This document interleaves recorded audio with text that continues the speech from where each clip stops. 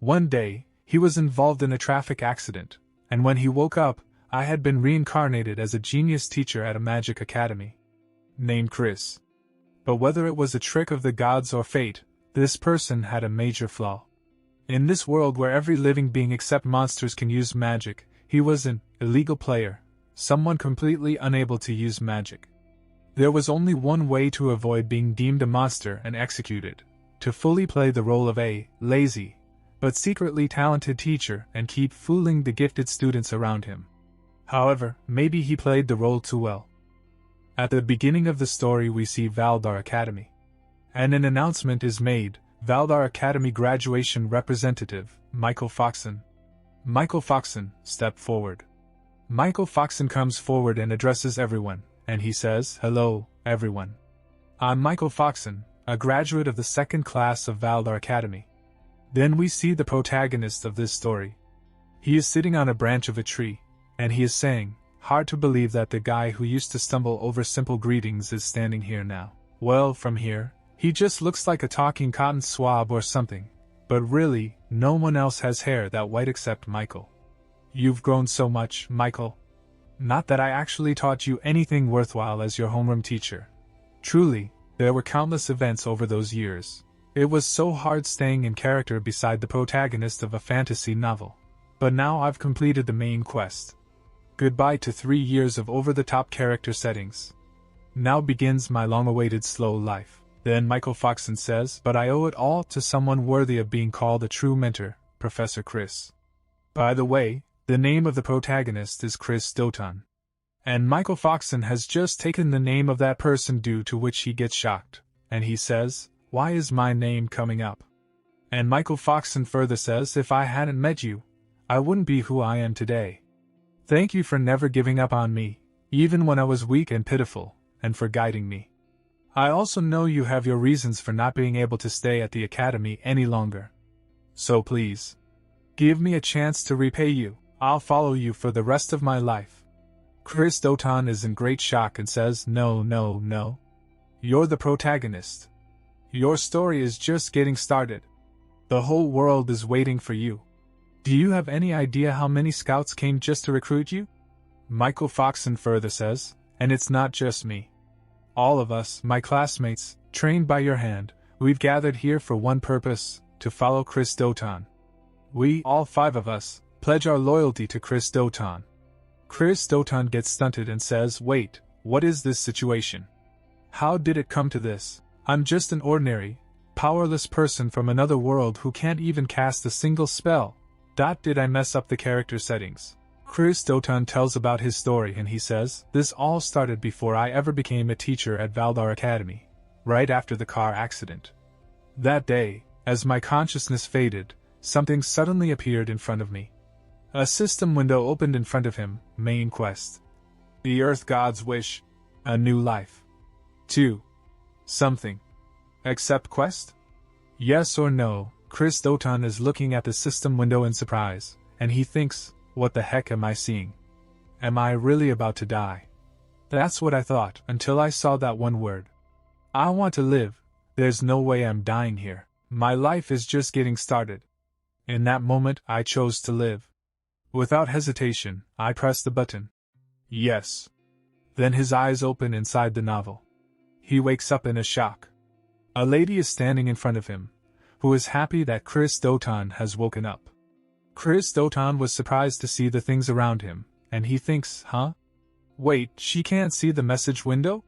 But more importantly, when Chris Doton heard his name from that lady, he was surprised. Then that lady gives Chris Doton his ID card and says to him, "Yes, Mr. Chris Doton. Here is your ID." Chris Doton looks at his ID card and it is written in it that he is a new teacher. His name is Chris Doton and he is also a teacher of Valdar Academy. And he says, "New teacher at Valdar Academy? Wait, this isn't even Japanese.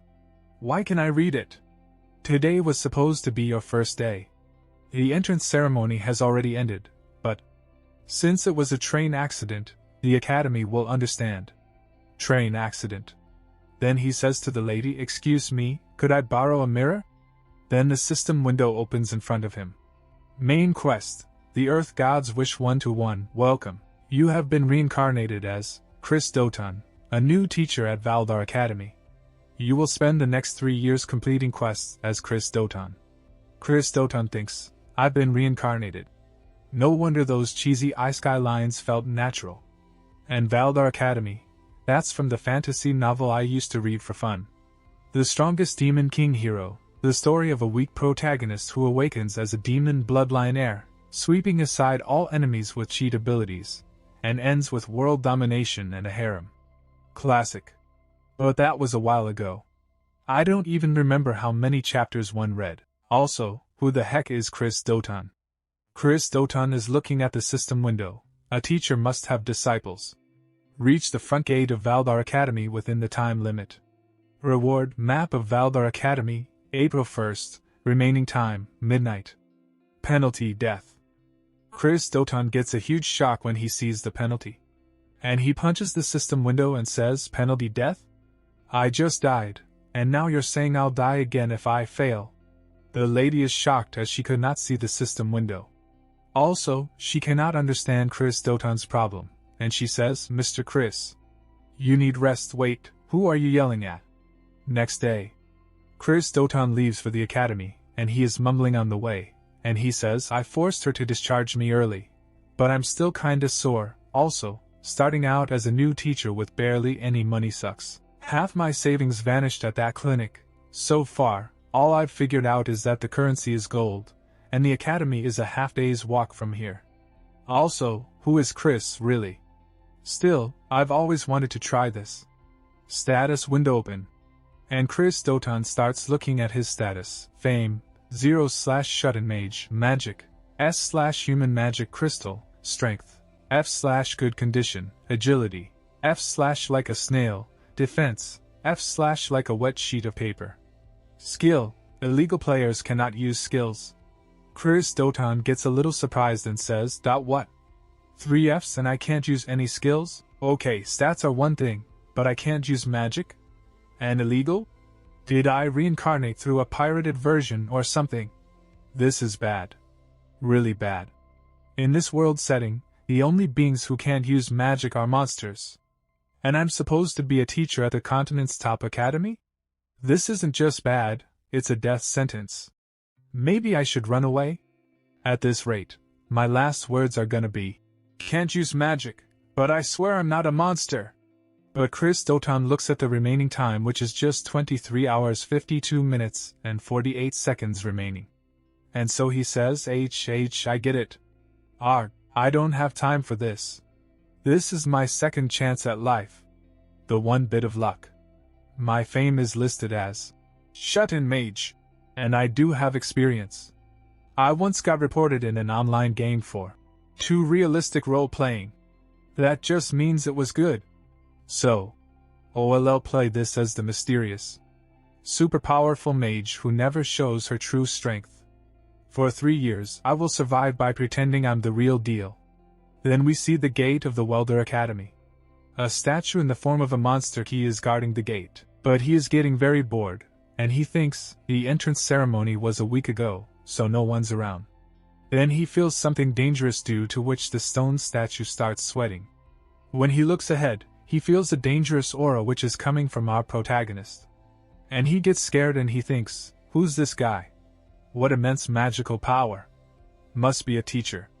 I heard the new teacher got into a train accident. It's only natural for academy teachers to have monstrous power, but no. This is far beyond that. That scar on the forehead. Hair black as a wild beast's mane. Skin pale as moonlight, eyes sunken like midnight. This is death. Death itself, in human form. Those red-black eyes have seen countless ends. There's a void behind him, a heavy emptiness. Chris Doton stops in front of the monster and says to him, to post a mere pebble like me at the gate. It's a disgrace to the academy. The monster was scared. But still he says to the protagonist, you there, state your name and purpose. The protagonist smiles and says, new teacher. Chris Doton. Now open the gate. Then Chris Doton goes inside the academy. But he was very scared inside. And he says, phew, that was close. I seriously thought that was the end of me. Well, at least I made it on time. But hey, this character setup is actually kind of cool. I'll call it the totally unmotivated ultimate teacher. A deadbeat who naps in front of his students instead of teaching, but in truth, a battle-hardened, overwhelmingly powerful warrior. The kind of person who guides the protagonist with sharp, insightful advice. In his past, Chris lost someone dear to him because of his own mistake. He hit rock bottom, until the headmaster of the academy appeared before him. That's how he ended up reluctantly coming here. The most important part of this backstory? He's traumatized and refuses to take on a disciple again. But he's also arrogant, believing weaknesses like you all aren't even worth teaching. If you want to see my magic, then get stronger first. This could work. Chris Doton is so engrossed in his thoughts that he does not even realize that blood is coming out from his wound. And seeing his blood, he gets surprised and says, "Don't tell me. Did the wound reopen from the accident?" The moment I saw the blood, a wave of pain and dizziness hit me. Then only the system window opens in front of him again. Quest complete, you received Valdar Academy map for /1 as a reward. Chris Doton gets angry and shouts, "Is this a joke? Forget the map, give me something to heal myself. And with this setting, I can't even run to the infirmary." Then only a student comes behind Chris Doton and asks him if he is alright. Chris Doton turns back and looks at the student, and the student further says, "You're bleeding from the forehead. Looks like you're hurt." Looking at the student, Chris Doton thinks, that crest covering his cheek. This boy has a cursed power.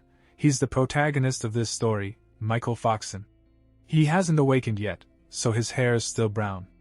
Nervous and awkward, not a trace of the cheat-level power he'll have later. Still, I can't let my guard down. Stick to the plan. Be the totally unmotivated ultimate teacher. Then Chris Doton says to Michael Foxon, "Why are you here? Class 1's still in session, isn't it? What's a new student doing here?" Michael Foxon gets a little nervous, but he says, "I couldn't keep up with class, so the teacher told me not to come to the training grounds anymore." Chris Doton thinks, can't blame them. Right now, all Michael can probably manage is a basic fireball. The gap in skill between him and the others is obvious. Still, there's no excuse for a teacher to treat a student like that. Chris Doton says, "What a jerk." Michael Foxon gets scared after hearing this. He thinks that the protagonist used all this for him. So, his eyes get moist, and he says sorry to Chris Doton. But Chris Doton is shocked and he thinks, "Whoa, I wasn't even talking to you. Wait, are you crying?" Then Chris Doton says to him, "Ugh, this is a hassle. What class are you in?" At the same time he thinks, this is bad, I need to get him back to his classroom, fast. Then again the system window opens in front of him. Main quest. The Earth Gods wish 2-1. Today is your thrilling first day. As the new homeroom teacher for Class X, reach the classroom on time and conduct your first lesson. Reward, Valdar Academy map, for halves, monkey keychain penalty. Death time remaining, 9 minutes and 48 seconds. Chris Doton thinks, even with a map, it's not like I know where to go. And based on everything so far, this has got to be my class. Michael Foxon fearfully says, "I am in Class X. Please spare my life." Chris Doton says to him, "Lead the way." And Michael Foxon fearfully says yes. And Chris Doton looks at him with sharp eyes and he says, "Did I stutter? I said lead the way." And now Michael Foxon gets very scared. After some time, Chris Doton has lifted Michael Foxon in his lap and he is taking him to Class 5. Then he reaches the class and puts Michael Foxon down. Michael Foxon is very scared. And there are 2 students in front of him, and they both say, "Whoa, Michael, don't freak out. Could you enter a room quietly for once? Geez, always trying to stand out. Just sit already." Just then Chris Doton enters the class. And then all the students feel something weird and everyone becomes silent. It seems as if silence has taken over the whole classroom. Then the protagonist goes to the front desk and he says to everyone, that every last one of them is trash. This is the bunch I have to teach and guide? Valdar, have you lost your mind? Then the students start talking. Wait. Valdar? Is that the name of the headmaster? Anyway, who is that guy? He's bleeding from his head. Then a student raises his hand and says, "Excuse me, But who are you? This area is off limits to unauthorized personnel. This student's name is Nika Tot. Class X's honor student. Seeing Nika Tot, Chris Doton thinks, alright, Nika. Michael's friend, if I remember. Then the protagonist tells his name as Chris Doton. And Nika Tot further says, right, you're the one who was late because of that accident. That's why you're bleeding. But Chris Doton asks him to be quiet. But he thinks, I just missed my timing, that's all. Don't talk about it, it's embarrassing. Okay, I made a strong entrance, but now I need to actually teach to clear the quest. In reincarnation stories, you're supposed to start with preloaded knowledge. Why do I know nothing? No choice then. Then Chris Doton gets up from a square and writes something on the blackboard. And he wrote, self-study. And he thinks, I'll wing it with the right attitude. Michael Foxon gets surprised when he sees that Chris Doton is telling them that now they will have to do self-study. And Chris Doton lies down comfortably on the chair and he starts sleeping. At the same time he thinks, this is so pathetic it's embarrassing. But this is when I have to be bold. Act like you aren't even worth explaining things to. Some students say, did he just fall asleep? Right there? He really went with self-study on the first day. That's insane. Chris Doton totally agrees. Is this even going to count as a lesson? Just then a girl stands up and shouts, Mr. Chris. If this is a joke, please stop. This is in terrible taste. You didn't even show up at the entrance ceremony. How dare you insult the sacred education of Valdar Academy? On hearing the girl's voice, Chris Doton understands that her name is Angelina, who is a possible heroine candidate. And Chris Doton thinks, Angelina Sharif.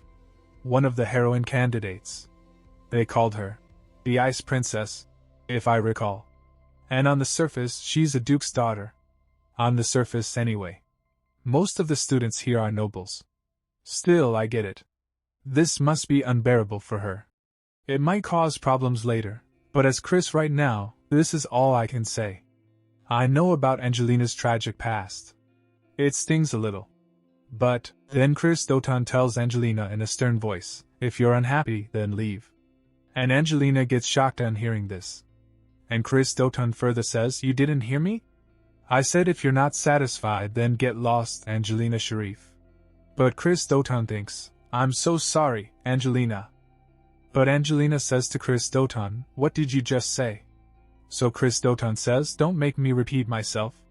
If you don't like my class, get out. But he thinks, sorry, Angelina. Forgive me for being the kind of teacher who can only say things like this to a previous student. Angelina starts grinding her teeth in anger. Then she says, I have no interest in learning anything from someone like you. Michael Foxon tries to stop her, and he says, Angelina. But leaving the classroom over this.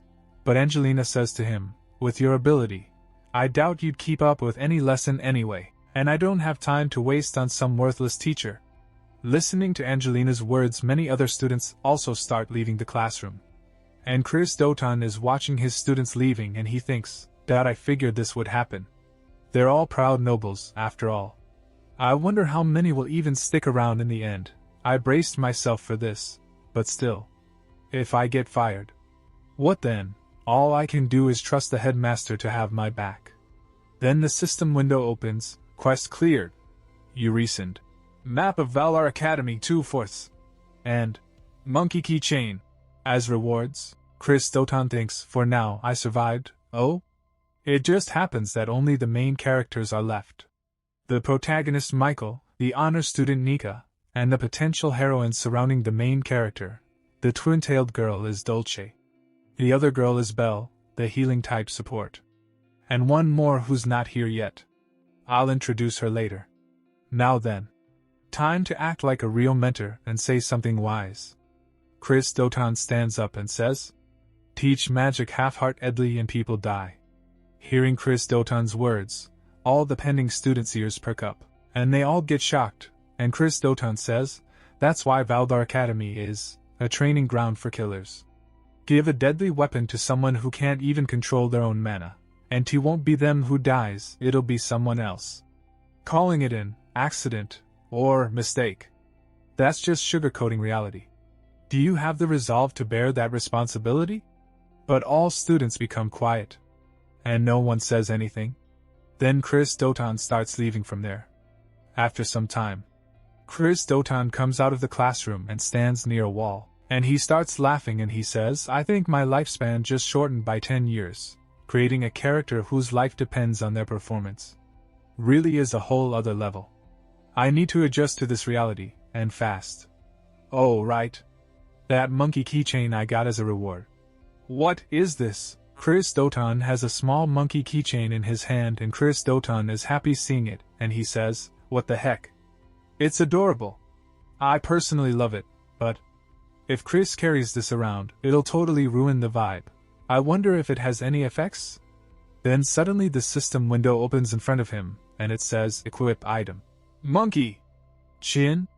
Yes or no once equipped. It cannot be removed for 5 minutes. Choose wisely. Chris Dotan says, so I won't know the effect until I equip it? Alright, let's just check what it does. The system says, you equipped monkey keychain. While equipped, your agility increases by 1 rank. From F snail to E big bros snail. And Chris Dotan becomes happy seeing this and he says, an entire rank boost to agility. This is a cheat item. As long as I hide it under my clothes, it's fine. Higher agility means better offense and dodging. The system further tells Homer, while quicker speech will end with key. Example. The system is truly generous key.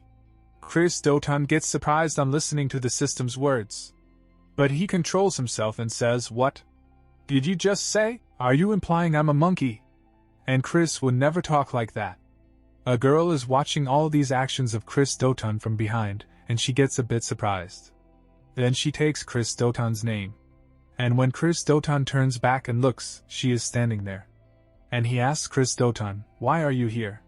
Then Angelina is unable to move, she stops. And Chris Dotan thinks, crap. I should have used the stealth spell. Angelina thinks, the moment those Reaper-like eyes locked onto me, my mouth opened on reflex. There's no way any excuse would work on this person, not even the Duke Sharif family name. I know her type well. People who trust only in their own power and disregard everyone else, arrogant geniuses.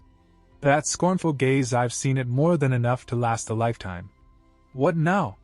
You're not going to check my pockets, restrain me, or stop me from running? Is this what they call silent pressure? Then Angelina says, you saw, didn't you? That I was smoking. I won't deny it. I know it was wrong. I'm sorry. I'll accept whatever punishment is due. Angelina thinks, maybe it's good that he caught me. There's no way he'd let it slide anyway. Even if it hurts my reputation, if he tells me, you're unfit to inherit anything, and rejects me outright, then maybe I can finally give everything up and just be free. Chris Dotan touches Angelina's forehead with his finger and says to her, pathetic kidkey. Angelina thinks, YH? What does that mean? That look. It wasn't scolding or furious. It was like someone who had seen another suffer and meet a tragic end, just like them. Trying to numb the pain through reckless behavior is foolish and short-sighted key. No matter how powerful you are, you can't redo the past. That regret. That way of seeing echoes of the past in similar moments now. You're just like me. You're human too. So you weren't just some tyrannical generalist after all. Then Chris Dotan starts leaving. And Angelina gets surprised when she sees a monkey keychain near Chris Dotan. And she thinks, that monkey doll doesn't match your appearance at all. You must have gotten it from someone important, or maybe it's a memento. I'm sorry for reminding you of something painful. And for acting out of line despite being such an amateur. But Chris Dotan thinks, by the way, enforcing a no-smoking rule on campus doesn't fit your character at all, right? Wait, was she able to tell my speech turned into tea? After some time, Angelina comes back to her classroom and sits down. Chris Dotan is surprised to see that Angelina is back? And Angelina says, that's… don't misunderstand. I was just curious about Belle Fruzia's healing magic, that's all. And Nika Tot gets excited and he says, so, X-Class now has me, Nika Tot, Michael, Dolce, Belle, and Angelina. That makes 5. It's like a small elite unit. So cool. And Chris Doton thinks, well, the rest of the students all requested transfers out of this class. Dolce says, I wanted to show those useless extras what we're made of, right, Michael? Chris Doton thinks, as expected of Dolce. A real little devil-type heroine. And Belle says, Dolce, don't tease Michael. The teacher is about to explain today's lesson. Face forward. Professor, what will we be doing today? Chris Doton says, well, I guess it's finally time for a real lesson. If I could avoid it, I would. Then he says to the student, today's lesson is field training. And the system says to Chris Doton, main quest, one of the Earth God 1 to 3, first real tracking mission. Take the X-class students to Vinitz Plains and slay monsters. Complete all objectives within the time limit. Reward. Map of Valdar D, 3/4, rusted sword penalty. You already know, right? Monsters defeated 0 out of 50. Time remaining, 24 hours. After some time, we see the beautiful place. Then a teleportation formation opens and Chris Doton and his students come out from it. And Angelina says, the Vinitz Plains? So this is where the field training will take place. Nika Todd is excited. And he looks at Chris Doton with shining eyes and he says, wow. Professor, we haven't even been given weapons yet, and you're already using teleportation magic? But Chris Doton thinks, no, that wasn't me. We were just in the classroom, and the next thing I know, we were here. What's going on? Spatial magic isn't something students can use. And then Dolce looks at Chris Doton's head and she says, wait, there's a shadow over Professor's head. And the students think, that must mean we were summoned here by someone else. That's a horned rabbit. There are horned rabbits behind Chris Doton. And the system tells Chris Doton, teleportation by an unknown party confirmed. You have arrived at the designated location. And Chris Doton thinks, we were brought here by a third party. Dolce shouts, it's a horned rabbit. Angelina says, Professor, there's a boss monster right behind you. Chris Doton looks back in fear and thinks, am I going to die? And the system tells Chris Doton that the remaining time is 23 hours 59 minutes and 59 seconds left. Until now he had not hunted even one of the 50 monsters.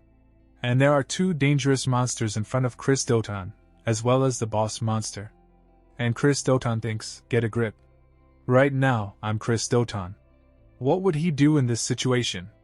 To him, this kind of thing wouldn't even count as playtime.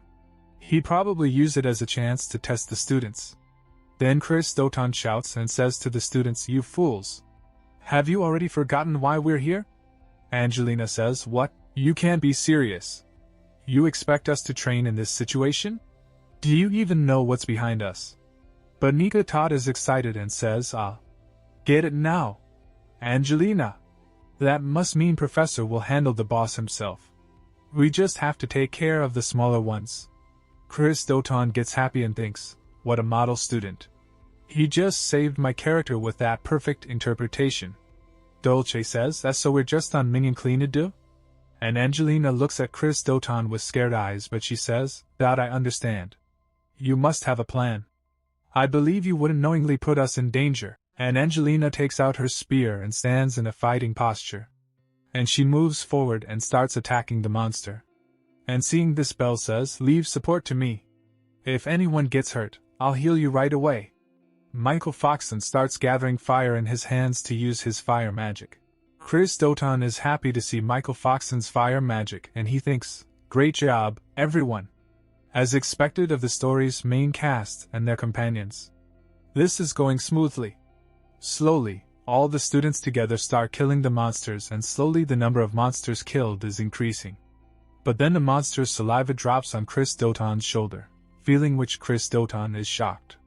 When he turns back, there is a 3-horned rabbit in front of him and Chris Doton gets a little scared after seeing it, and he thinks, right, I forgot that guy was here. Honestly, I'd rather pass out before I even feel the pain. No, it's too soon to give up.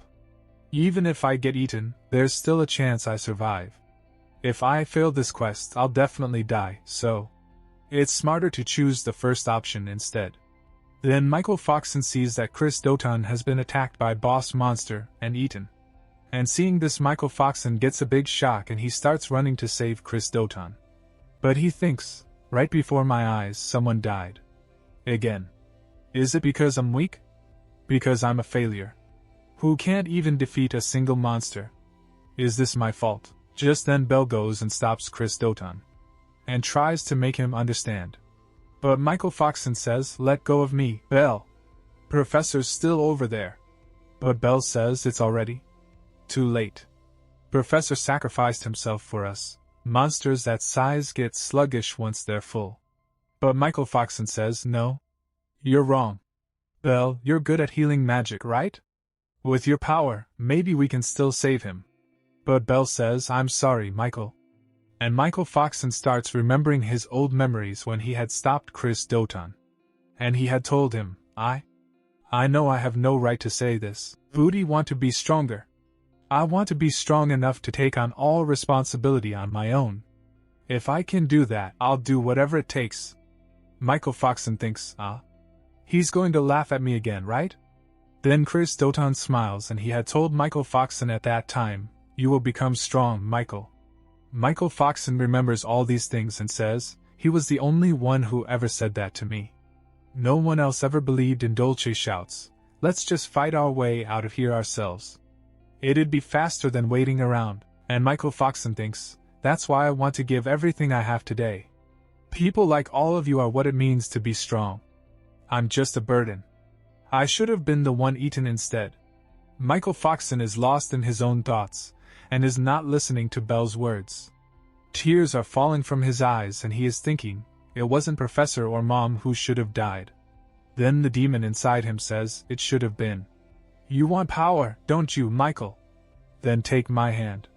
Let us become one." It was me.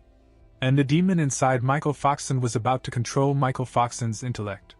Then Michael Foxon stops, and he hears someone's voice. And someone says, "Everyone, stop." And the protagonist appears in front of them, covered in blood. He has killed the boss monster and asks, "Why are you running? Can't you see the monsters still swarming around us?" Chris Doton and his students have killed 27 out of 50 monsters so far. The quest is already half completed. Nika gets happy to see Chris alive and says, as expected, "Professor? You're alive. Did you let yourself get eaten on purpose to attack from the inside?" Chris thought, "No way. Thanks for interpreting it like that, though." Then he said, "You're noisy. I told you today was your field training, did not I? You forgot your objective and tried to run away." On listening to Chris's words, Nika again goes ahead to fight with the rabbit monster, and he says, "I'm sorry. I'll return to training right away." Belle tells him, "Nika-san, it's dangerous to go back alone." Then Dolce says, "Professor, even if those idiots manage to get through that, my eyes won't miss a thing, you know. I'll find out what you're plotting sooner or later, so look forward to it, okay?" On listening to Dolce's words, Chris thought, "Yep. This kid is definitely my top threat. Scary. Scary. I wish I could switch classes." Seeing Chris safe and sound, Michael and Angelina have tears in their eyes. But Chris is a little confused as to why they are getting so emotional. Anyway, seeing them both, Chris thought, are they crying because of me? What kind of protagonist is this girl, and she still hasn't fully awakened? Angelina said honestly. Was it really necessary to go that far? Even after you were eaten, we kept fighting without giving up. I thought this was a kind of test. But if you had the power to defeat it in one hit, you should have done it from the start. That was way too dangerous for just a performance. Chris thought, what should I do? They're misunderstanding everything, but I don't really feel like explaining. Because, by eating me, who possessed S-rank magic power, that monster, its stomach just burst from overeating. Then he said to both of them, I believe I said if you're unhappy with my methods, then leave. Also he thought, anyway, let's calm them down and get them back to training. Angelina said, I doubt we'll never make the same mistake again. Michael said crying, I am sorry. Please don't abandon me, Professor. Chris thought, I'm kinda feeling guilty now. Chris said, then you all get going too. At the same time he thought, I really do want to explain everything properly. But, every living being in this world possesses magic power. Among them, monsters are born with relatively little magic power, so they have no choice but to absorb it from other lifeforms. The human species in particular, which holds overwhelming amounts of magic power, is often targeted by monsters. Magic power, as human magic crystal. However, all I have is an overwhelming amount of magic power. In other words, to them, I'm the ultimate dish, premium foie gras topped with caviar. But what happens if you try to stuff a watermelon into a small plastic bag? Magic power that exceeds capacity can't be absorbed and just bursts the container. Well, I didn't really think it would go that smooth. Anyway, now that the boss is dead, the small fry would normally come after us. Dolce attacks the rabbit monster using water magic, while Angelina attacks the monsters using birth magic and freezes them. Chris is shocked to see their power level and thinks, but these kids are perfectly in sync even without being taught anything. It looks like I don't need to worry. In that case, at the very least, I need to be able to protect myself. Chris uses monkey keychain, item monkey keychain equipped. While equipped, agility increases by 1 rank. F snail, to big bro E snail. Chris is about to fight the rabbit monster and he thinks, I probably won't need to give the students any more orders, so I'll boost my agility here. But the rabbit monster has more agility than him and Chris barely dodges the punch.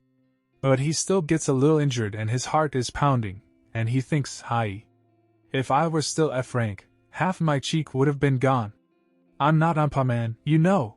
The other students are easily killing the rabbit monsters and so far they have defeated 49 out of 50. And Dolce smiles and says, I'm so sorry, I thought I got them all, but it looks like one slipped through.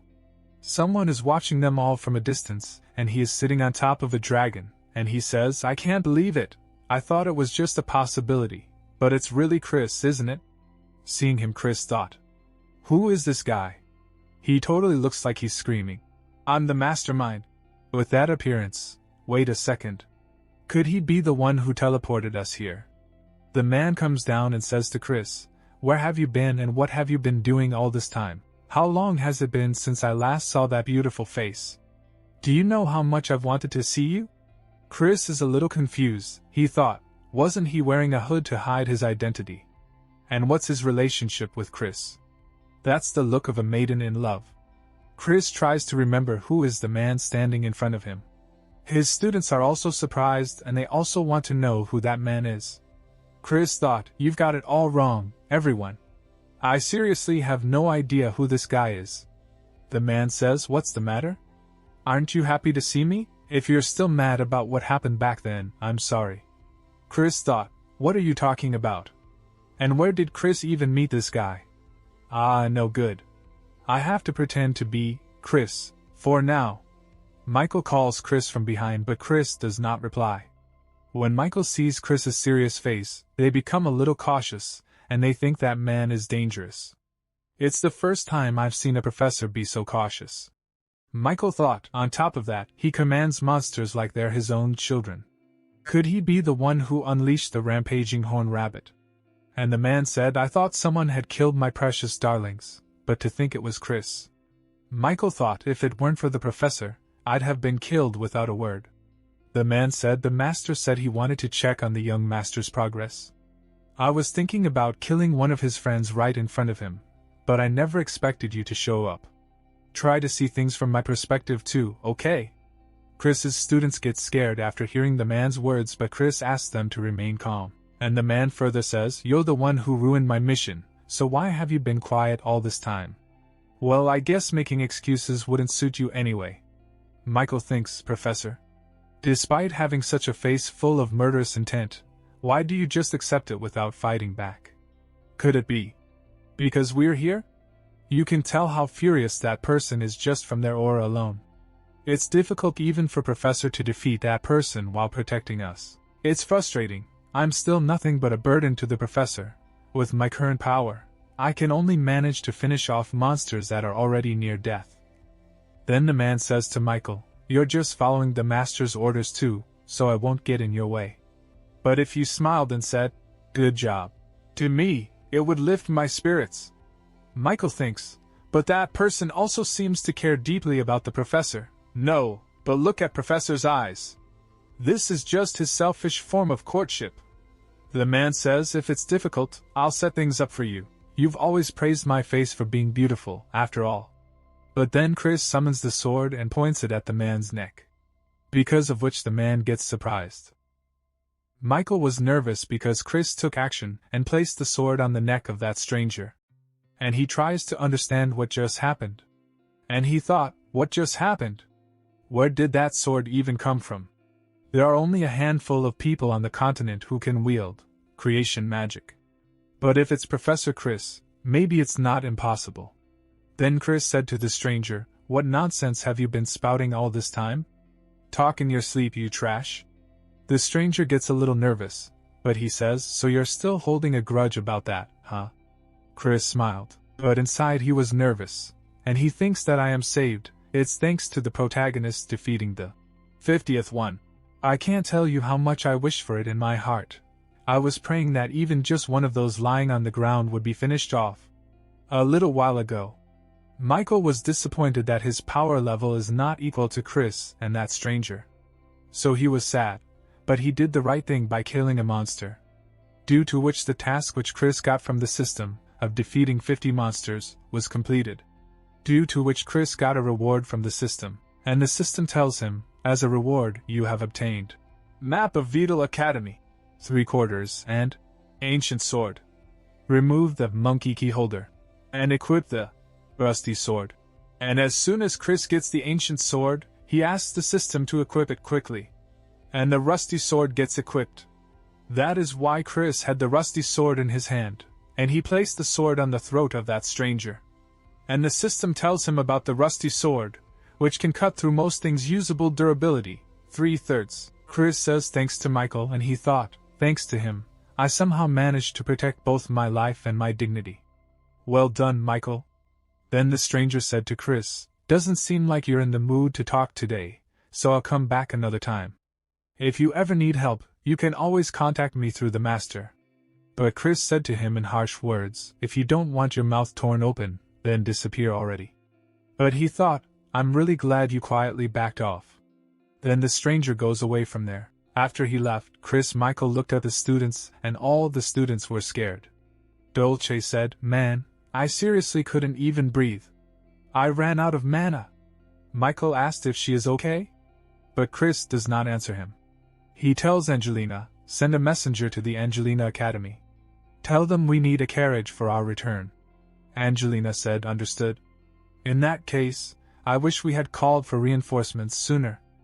But Dolce said, if only the teacher used spatial magic, it would have been over in a flash.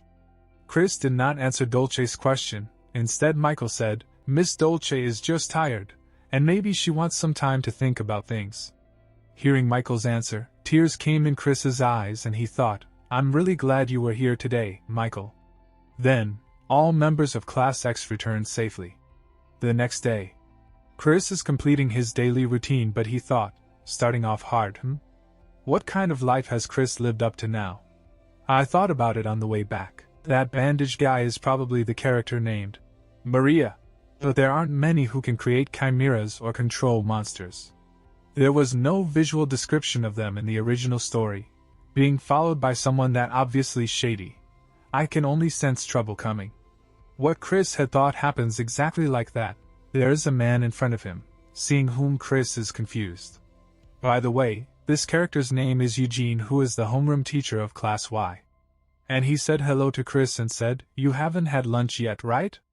I did not see you in the cafeteria. Chris thought, looking at Eugene, alright. Him too. What happened during this field training was so abnormal that the students of Class X were summoned immediately by the principal.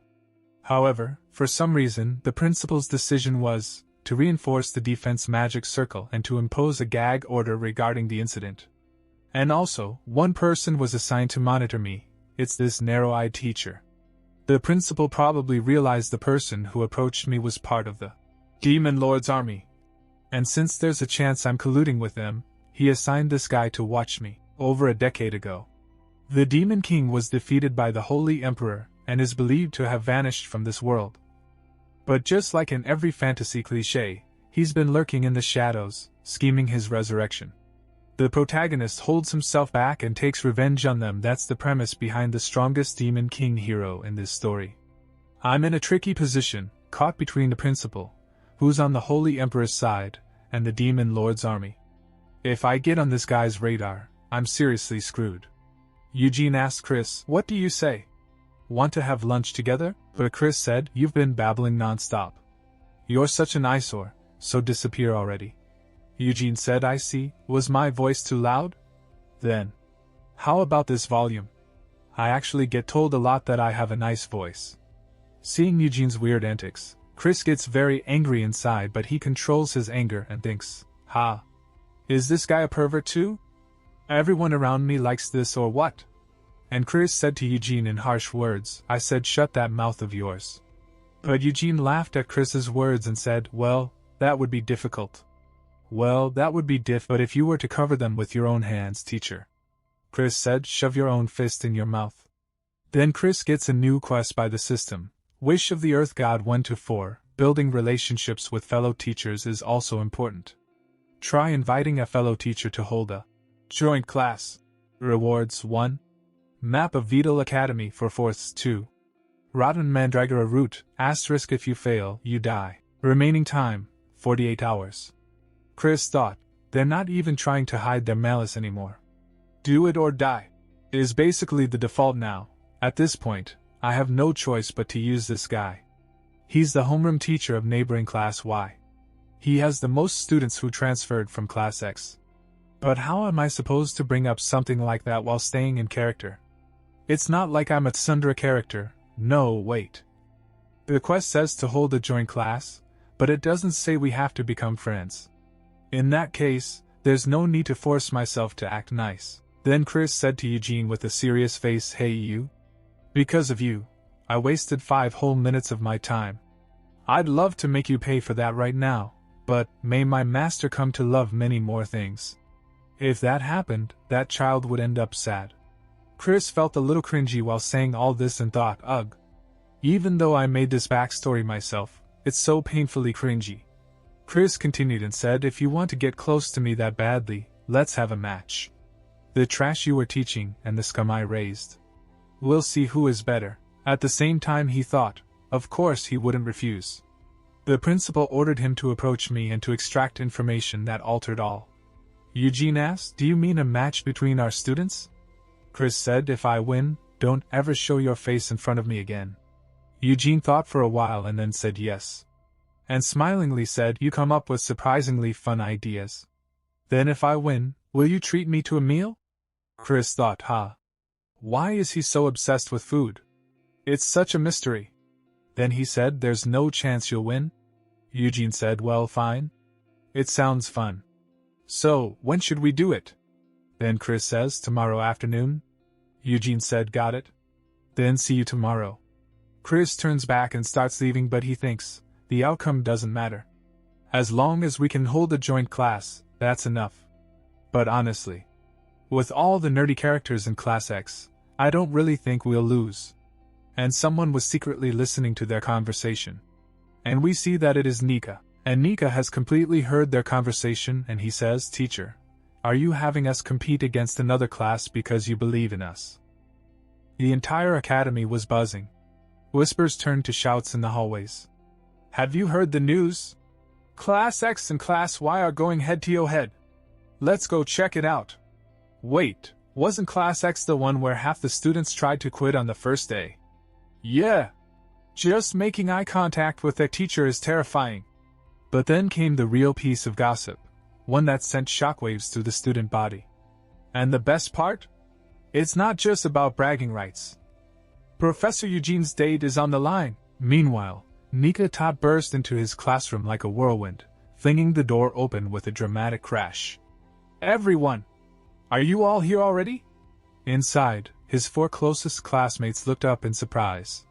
Dolce, lounging lazily at her desk, yawned. "You called this an emergency, so I came. What's going on?" Angelina, twirling her ice blue hair with a smirk, sighed. "I've got dinner plans, so this better be quick."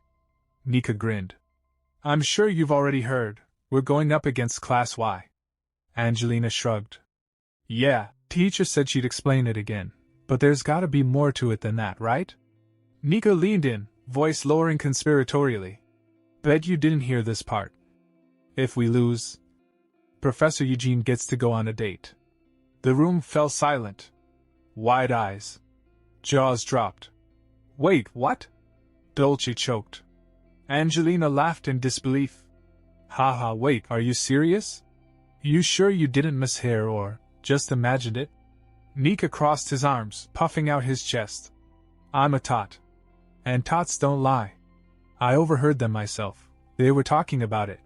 Michael, usually quiet, perked up. A date? With our teacher? Dolce added with a teasing grin. I mean, technically eating out with someone of the opposite sex is a date, right? But this is the first time anyone's heard anything like that about Professor Eugene. Angelina mused aloud. True. I always figured he was more of a lone wolf. Nika slammed his fist into his palm. And then Professor Chris totally snapped, said if Class X wins, don't ever show your face again. That means Professor Eugene believes in us. We gotta go all out and make him proud. So basically, we can't lose, understood? Michael's eyes blazed. Okay, I am curious about the date. But there's no way we're losing to Class Y. We can't let the professor down. Angelina laughed, watching Michael's fists start to spark. Whoa, your fists are literally sparking, calm down. Meanwhile, Professor Chris stood by the training grounds, watching students gather. She sighed. This whole date thing's gotten way out of hand.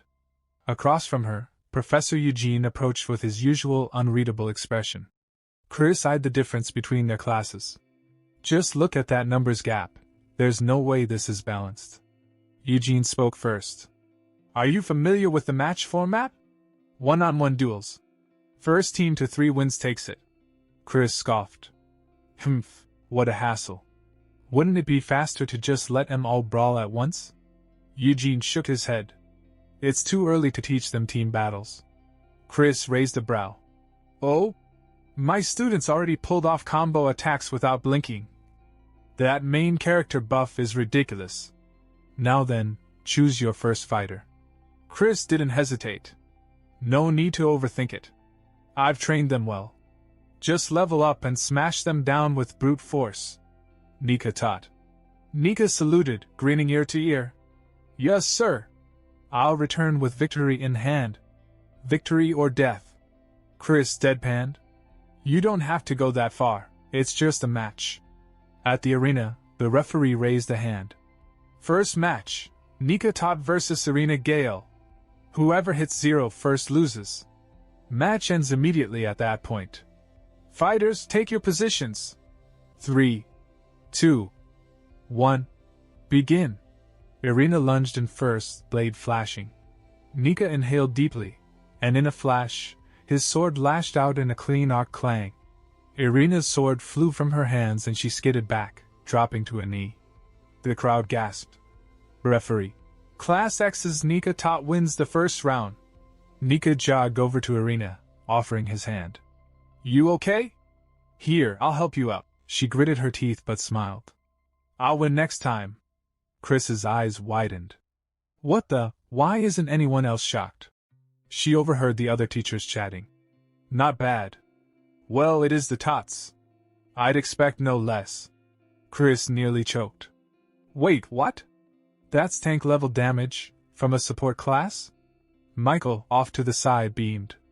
Nika's gotten crazy strong already. Chris sighed in relief. Phew, glad I'm not the only one freaking out. Eugene smiled. Alright, who's next? Chris smirked. Just pretend to think it over.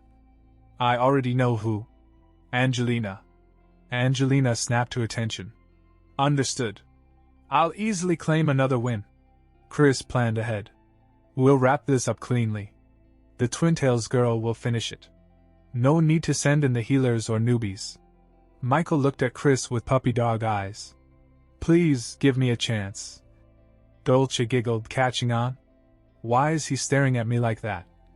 Referee. Second match, begin. Angelina summoned her shimmering ice spear and charged. Her opponent parried, but Angelina's relentless assault pushed them back. The teachers watching murmured, as expected from the heir of the sheriff family, classic ice magic. Chris's jaw dropped. Whoa, all those sparkles and crashes, it looks so damn cool. With a final thrust, Angelina's ice spear struck true, sending her opponent sprawling. Referee. That's enough. Class X's Angelina Sheriff takes the win. Angelina grinned proudly. Naturally. She turned to look at Chris with smug, expectant eyes. Why does she look like my family's dog when it's being smug? I want to praise her, but I gotta stay in character. Chris barked. What are you waiting for? Get back here! Now. Angelina flinched. I was already on my way. Eugene folded his arms. One more win, and it's over for us. Chris cracked her knuckles. Let's finish this cleanly. Dolce. Dolce skipped forward, beaming. Professor! I'll tie them down for you. Dolce suddenly raised her hand and announced loudly. I forfeit. Everyone nearby was caught by surprise. Nika's eyes widened in shock as she quickly spoke up. Why? Did you suddenly feel unwell or something? You're not thinking of letting the teacher go on a date or something, are you? Hearing this, Chris also turned his head, surprised. He thought to himself, what's a date? Well, whatever. Let's just hear her reason first. Chris then asked directly, Did you get cold feet? But Dolce shook her head with a carefree grin.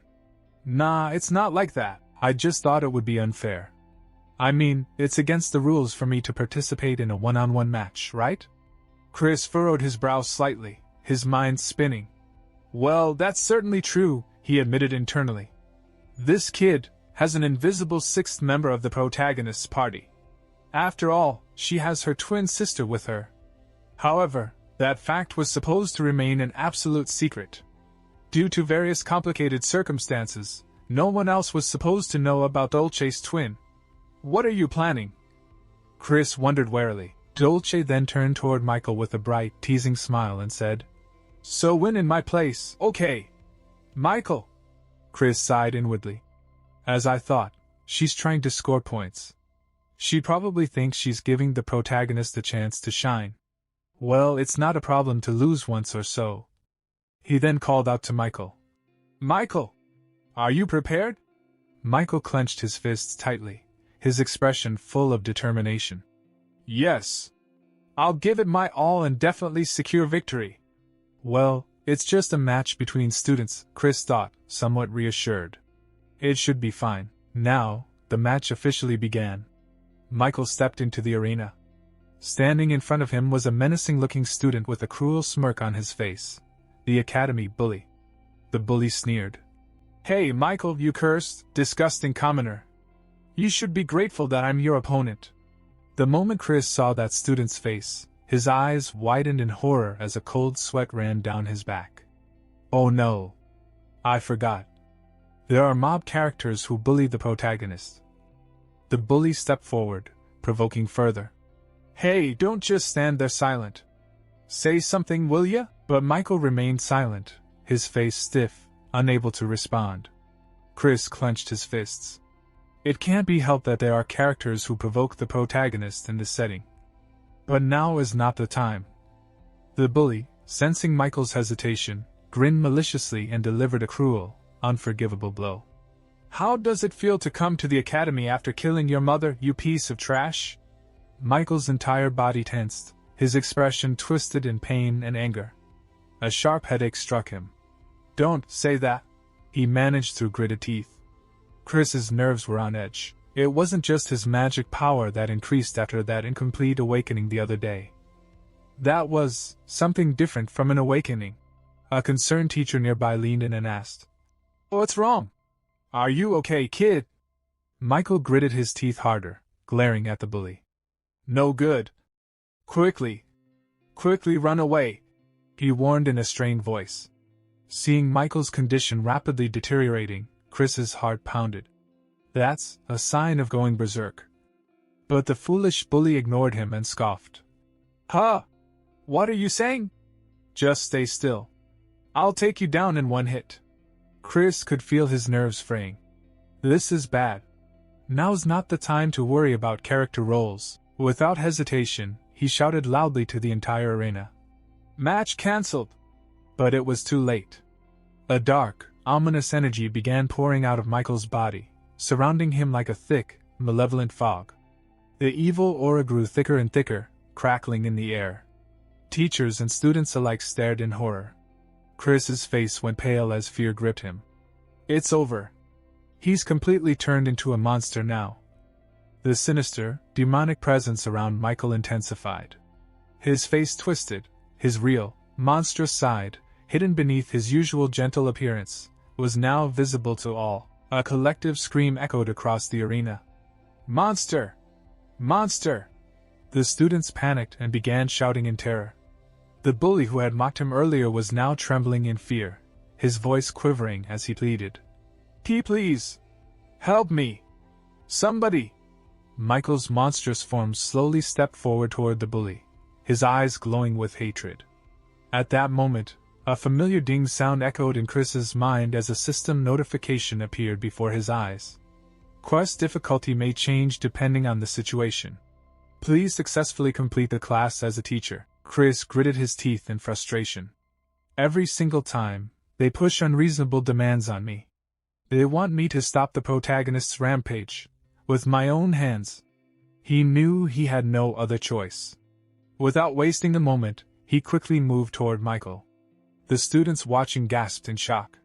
Teacher Chris! Chris clenched his jaw. The only saving grace is, this place is designed so that no one dies. Plus, that kid probably still has some reason left.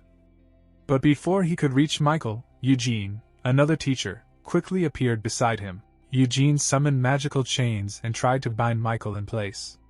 The glowing chains wrapped around Michael's monstrous form, but in an instant, he tore through them with frightening ease and sent Eugene flying backwards. The crowd screamed in terror. Teacher Eugene! Everyone fall back. All faculty members, prepare binding magic. But another teacher shouted in panic. It's no use. It won't work. That abnormal magic power is blocking our spells. One of them cried out. Teacher Chris! What are you doing? Please, run away quickly. But Chris didn't panic. He pushed forward, stepping fearlessly into the corrupted aura. Michael's monstrous figure paused for a moment, his monstrous eyes catching sight of Chris. Something in them flickered. If it's Chris, she definitely won't run away, one student whispered. Michael, though trembling, still retained a tiny shred of his consciousness. His mouth opened weakly. Teacher. No. Run. Run away. Quickly. Chris took a steady breath. I almost broke character from being too scared. But I can't give up here. He still recognizes my face. Now's my chance. Without a word, Chris stepped up and stared into Michael's eyes. Michael's body stiffened as he began to sweat nervously. In an instant, Chris lashed out with a swift kick to Michael's knee, causing him to buckle. He grabbed Michael by the collar and pulled him in close, his gaze fierce and unwavering. He spoke with a voice like steel. Is this the strength you desire? It doesn't matter what fate you bear. If you make a true resolution, you can be reborn as a strong person. That's why I said you can become strong. There won't be a next time. He stared into Michael's eyes. Come back, Michael. The words struck deep inside Michael's heart. His monstrous aura wavered. Come back. Michael. Michael's eyes trembled, his body quivering. Slowly, a trace of his true self returned. And with that, Chris turned to his student and called out. Let's go back, Michael. Without waiting for a reply, he walked away, leaving the tense atmosphere behind. Some time later, Chris found himself alone, his mind still reeling from the recent events. Suddenly, a sharp pain coursed through his body, and he winced, clutching his side. Ow! That hurt! He groaned, his voice tight with pain.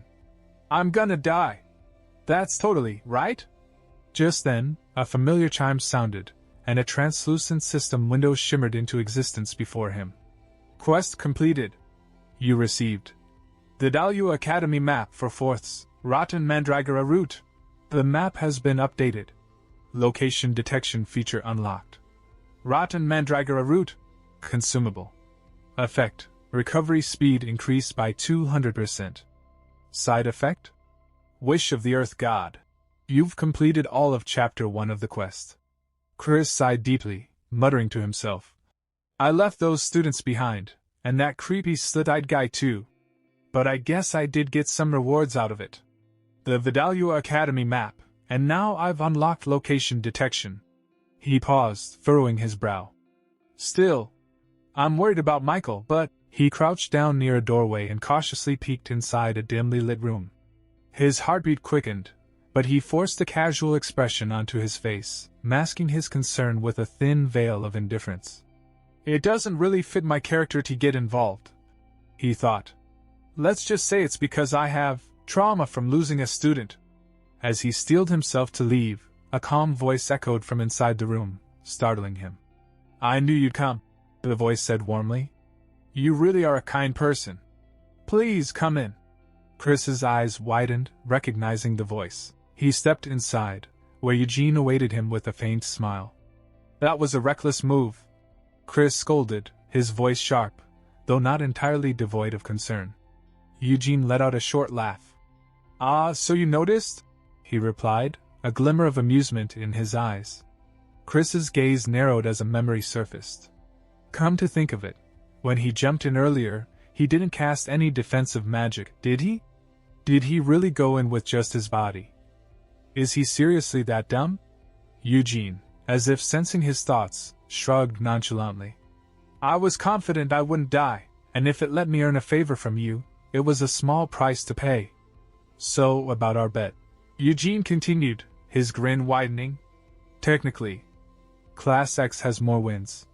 Chris shot him a deadpan stare. Obviously you lose. Eugene feigned contemplation for a moment, then burst into laughter. Then how about this? I'll treat you to celebrate your win, Professor. Chris folded his arms. Aren't you forgetting the conditions of the bet? Eugene winked. Well, I hit my head, so I might have forgotten. With a scoff of disbelief, Chris turned to leave. I'm done with you. Behind him, Eugene called out cheerfully. It's a personal invitation, so contact me anytime. Once outside, Chris let out a long, exhausted sigh. What the hell is going on? Was this a dating sim or something? How did it come to this? Before he could gather his thoughts, the system window popped up again with a crisp chime. From Chapter 2 onward, the route will branch based on player choices. Tap a choice to view route details. Route 1, Demon King. Route 2, Holy Emperor. Route 3, none of the choices. Chris squinted at the screen. What kind of choices are these? And why is there a tiny heart icon on the side? He tapped the explanation button. Demon King route. You've infiltrated Vidalia Academy as a spy for the Demon King. Your mission is to recruit Michael Foxon to the Demon King's side and conquer the world. Characters on the Demon King's side will be friendly. Characters on the Holy Emperor side will be hostile. Chris grimaced. Turning the protagonist into a demon army member, huh? He switched to the next explanation. Holy Emperor route. You've betrayed the Demon King and decided to raise new talent at Vidalia Academy. Your mission is to make Michael Foxon swear loyalty to the Holy Emperor and stop the Demon King's resurrection. Characters on the Demon King's side will be hostile, characters on the Holy Emperor's side will be friendly. So you raise Michael as a Holy Knight instead, Chris muttered. Then came the final option, none of the choices. Seriously? Indecisiveness gets you hated, you know? Not recommended for the incompetent. Characters on both the Demon King and Holy Emperor sides will be hostile. Chris sighed, rubbing his temples. So I have to pick a side? Well, yeah, it's safer to belong to a group if you want to survive, but if I choose the Holy Emperor route, I'll have to deal with fanatics like Maria. And if I pick the Demon King route, that perverted slit-eye will turn against me, right? I hate both of them. After a long pause, Chris jabbed his finger at the final option. Guess there's only one choice. Route selected. Good luck. No turning back now. Chris drew in a deep breath and thought to himself, I don't regret this choice. The flap of a butterfly's wings can sometimes stir up a storm. Wait, just a sec. I'm a legitimate main character, right? So why am I getting kicked out of my workplace? The next day arrived too soon. Professor Chris, a staff member called out. You're on leave starting tomorrow, right? The headmaster said you're taking a month-long break, so I'll be taking over Class X. Chris's eyes widened in disbelief. What did you say? A dreadful realization dawned on him. The reason they're suddenly forcing me on leave despite all my usual freewheeling. Holy Emperor side characters grow suspicious of you. Could this be because of the route I picked? A quick check of his status confirmed it. Route, none of the choices. Chris Doetin. Fame 10. Rumor, a suspicious person. He let out a sigh. Well, it did say people would grow suspicious. But the other routes came with way more risk. Besides, Chris is supposed to be the kind of character you can never tell what he's thinking. Didn't think I'd get kicked out though. The Demon King route is out of the question, and the wording in the Holy Emperor route, swear loyalty, bothers me. Fanatics show up in the original story too, and there's no guarantee Michael won't become one. And thanks to this damn setting, I can't even beg them to let me undo it. Let's just treat this like a nice vacation. Then, another system notification appeared before him. Wish of the Earth God, 2-1. Did you know, it's almost time for Parent Observation Day? Chris paled. That's news to me. The system continued mercilessly. The students' parents are dying to know how their tuition money is being used. As a professor living off their money, it's your duty to make Class X's Observation Day a success. On failure, 72 hours 00 minutes. Chris clutched his head in horror. You've got to be kidding me.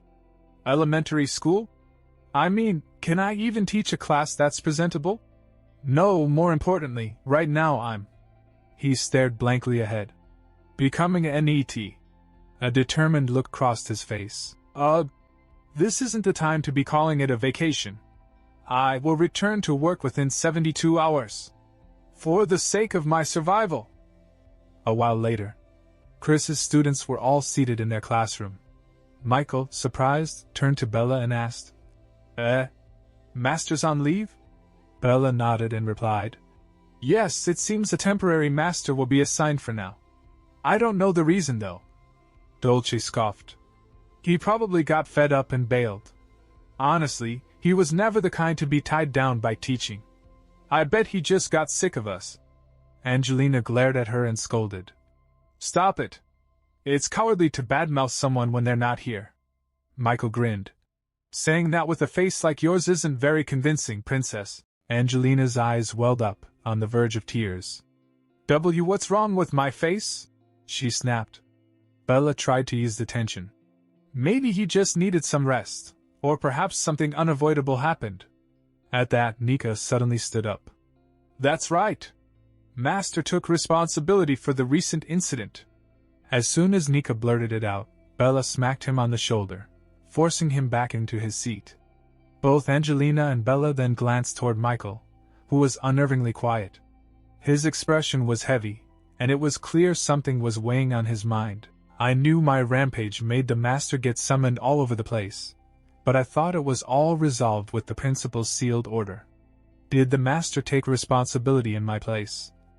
If a person truly resolves themselves, they can be reborn as a disciple, and yet I haven't even thanked him. Michael muttered under his breath. I have to do something. And then suddenly he shouted. Definitely, I'll bring Master back.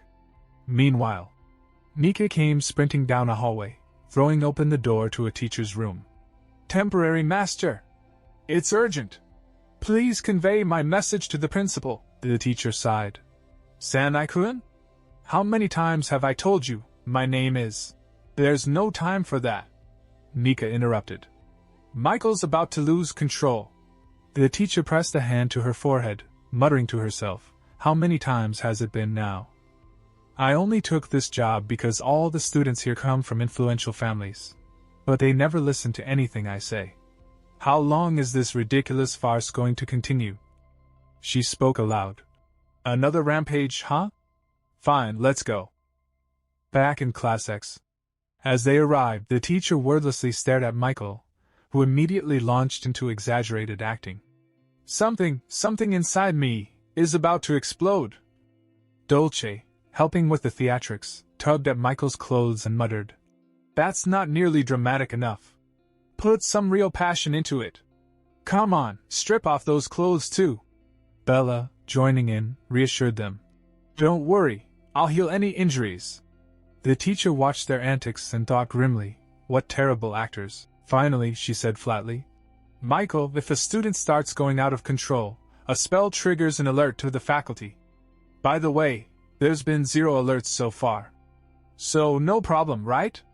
Michael paused. I see, sorry." But Nika wouldn't give up. "Only Master Chris can calm you down, right? Are you giving up already? Master will come back to stop you. The plan can't fall apart now." The teacher thought bitterly, Chris. What's so great about that rude man? I'll just have to endure this circus until Parent-Master Day. As long as I stay on good terms with their powerful parents, I'll be fine. But what the temporary teacher didn't realize was, after this ridiculous act, the students would stir up even bigger trouble. At another place, at an inn called Frog's Rest, the innkeeper was cleaning glasses while keeping a wary eye on Chris. 50 years running this place, and I've never had a guest like him. At first, I thought he was just a shady traveler, but he's been sitting there for 3 hours straight, scowling, drinking top-shelf wine, taking over the entire floor. The atmosphere's so heavy, no other customers will even approach. What is this presence? Is he the demon lord in disguise? Is today the day this inn gets destroyed? No, surely not. Just then, another customer arrived. The innkeeper quickly welcomed him, but when he got a proper look, his face stiffened. "It's Duke Sharif? Angelina's father?" The innkeeper's heart pounded. And if that wasn't enough, another figure stepped in behind the Duke. It was Natasha Tot, Nika's mother. "Honestly," she scolded, "I told you not to take off your hood. See, you've left everyone speechless." The Duke replied calmly, "Tot, I don't recall making any seductive advances." Natasha smirked. "I didn't say anything about seductive advances, did I? You're well aware of how good-looking you are." The innkeeper's body trembled with fear, and before he could recover, a gruff voice cut through the room. "Shouldn't getting rooms be the first priority? My head's pounding for the first time in years." The voice came from a short, red-haired man, Henry Bright, Dolce's father. Finally, someone normal-looking, the innkeeper thought with relief. Henry spoke. 3 rooms. Will 3 high-grade magic crystals be enough? I've been shut away in the magic tower for 80 years, so I'm out of touch with current rates." When the innkeeper saw the sparkling magic crystals, his jaw nearly hit the floor. T3 high-grade magic crystals, those could buy several inns. And did he just say 80 years? Oh gods, what day is it today? Just then, Natasha's gaze shifted toward the corner where Chris sat. "Bright," she said cautiously. "There's something I've been wondering about."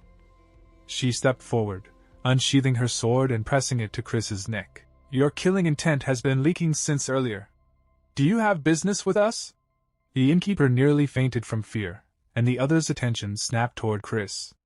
But Chris remained calm, sipping his wine. Then, with a dark, growling voice, he muttered, "Get lost unless you want your head bashed in." Natasha grinned. "Oh? Is that so? Maybe your head'll fall off first." The tension between the two flared dangerously, neither side willing to back down. The innkeeper forced a smile and thought, "I'm quitting the inn business." Chris's hand shook as he still held the bottle. He thought to himself that none of this made any sense. All he had done was come downstairs to escape a cockroach. He was sick of the ticking clock in his room and just wanted a quiet drink. Then came the bartender's cheerful "Welcome!" followed by them, Sharif, Tot, and Bright. The Duke of the Knights. The head of the Mage Tower. Why were they here? Then a terrifying word blazed through his mind, parent meeting. No way. His stomach twisted. This is too sudden. I'm not ready. They won't recognize me, right? He stayed in the corner, hoping to vanish into it like a roach. If he kept quiet, maybe they'd leave. But life never let him off easy. Natasha's gaze turned to him. She said his killing intent was still rising, and that his presence alone was suffocating. Chris didn't blink. He knew if he looked away, he'd be dead. This wasn't just anyone. This was Natasha Tot, the famed Red Knight, mother of an honors student, and one of the kingdom's most elite warriors. Her eyes dropped to the sword at his hip. She asked why he hadn't drawn it. Was it just for decoration? Chris panicked. When did she notice my sword? That blade could only be drawn 3 times in total. He couldn't afford to waste one now. Then it clicked, she was a knight. If he didn't strike first, she wouldn't either. Thank the gods he hadn't acted on impulse. Let's keep it simple, he told her. This wine's better than anything in the Red Kingdom. He stayed still, calculating before adding. If I draw my sword now, this entire block will be gone. Then no one will ever taste this wine again. That'd be a waste. He took a slow sip, musing that if the bartender kept charging so little for this, he'd go broke by next week. Natasha laughed. She said it was ridiculous that in a moment like this, he was actually worried about the tavern's future. Then she sheathed her blade and apologized for the intrusion, introducing herself properly as Natasha Tot, newly appointed Red Knight. Chris stared, noting how fast her tone had changed. Natasha said that correcting one's behavior wasn't weakness, that what was weak was a knight who endangered civilians under the guise of protecting them. Turning to the bartender, she said she'd buy every bottle in the place as compensation. Then she looked back at Chris and said there were things they needed to discuss. Sharif, she called. Come here. Chris didn't move. It's over, he thought. This night won't end. The 3 of them gathered around him. Sharif muttered that he'd stick to water. Natasha lifted her glass and said the liquor here tasted far better than any water in their kingdom.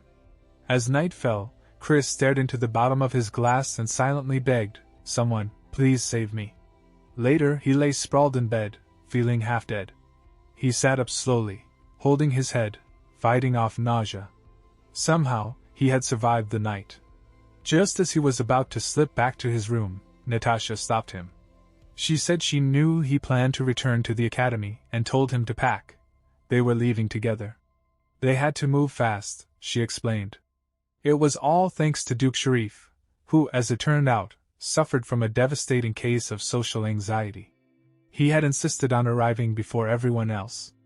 But that wasn't the only reason. They hadn't traveled all this way just for a parent visitation day. No, it was clearly about the incident at the academy. Rumors were already spreading. A student, one who couldn't be restrained by ordinary magic, had transformed into something monstrous and attacked a teacher. This so-called open day was just a mask. What they truly wanted was to lay eyes on that monster themselves. Chris stepped out of the tavern only to find Natasha waiting for him at the edge of the path. She remarked, with a calm, almost teasing smile, that he was incredibly slow. She told him that his face looked terrible, and instructed him to take her arm. If he felt faint, she said, he should lean on her. Chris froze. Had his drunken act been too convincing? Then Duke Sharif stepped closer, and to Chris's horror, the man looked genuinely concerned for his well-being. A wave of dizziness hit him. This felt like he was being escorted. Rain began to fall in a soft drizzle. Henry called for them to pick up the pace, and Natasha, still cheerful, noted how chatting made time pass quickly. Chris gritted his teeth. He was pretty sure only she had been talking. As the academy gates came into view, something shot from the trees. Chris reacted instinctively, slipping on the wet ground. Natasha caught him effortlessly and asked if he was all right. Then, without hesitation, offered to carry him. Shouts rang out from the distance, students calling for their teacher. Chris hissed for silence, but before he could do anything, a beam of golden light sliced through the rain. Nika's longsword caught Natasha's arm mid-motion. Top family light magic, unmistakable. Chris stared, stunned. That young man, was that Nika? It couldn't be. Natasha blinked in surprise. She said she had mistaken the situation for an ambush, but judging by his reaction time, her son had grown. Nika, jaw tight and grip firm on his blade, demanded to know why his mother was abducting his teacher. Chris remained perfectly still, Natasha's arms still around him. This was it. His cover was completely blown. He must have assumed he'd been kidnapped, And worse, it seemed he wasn't the only one who had snuck onto campus early. The students ran toward him, shouting that it really was him, their teacher, Chris. Angelina's voice broke with relief as she said she'd always believed he hadn't been kidnapped. Chris sighed. As suspected, they clearly jumped the wall to get inside. He crossed his arms, tone sharp, and demanded an explanation. His eyes landed on Michael, who recoiled at the sound of his name. The boy clutched his collar tightly, eyes burning red as he cried out for his teacher. Rain streaked down the stone path as Michael stammered that he thought the professor had abandoned them. That was why they'd come, to apologize, to say thank you, to see him one last time. Chris tilted his head. This sounds like something out of a melodrama. Still, as he looked at the drenched, trembling student, something in him softened. These students were strange, yet they made him want to be better. He exhaled and muttered that they'd be nothing but trouble. Then he raised his chin and told them to return to the academy. Surprisingly, everything after that went smoothly. In the grand hall, noble parents chatted with careless familiarity. One waved for Lily and asked what horrors she'd put the professor through to make him vanish mid-semester. Another claimed Chris was the only teacher who could handle his granddaughter. A third declared that someone of his caliber was rare, even in their lineage. Chris realized that, whether through pressure or flattery, the parents had made his return official. Still, facing the silent classroom, he wondered what he was even supposed to teach. He wrote, "Independent Study," on the board. Natasha lit up, saying how unique it was. Bright compared it to Eastern meditation practices. Chris glanced over the class, thinking at least those two were no longer an issue, they'd accepted him. But now, he had a different problem, Duke Sharif. The man lounged in the back, face serene. But Chris knew better. He was the one responsible for shaping Angelina into the Academy's perfect princess. A pale hand rose.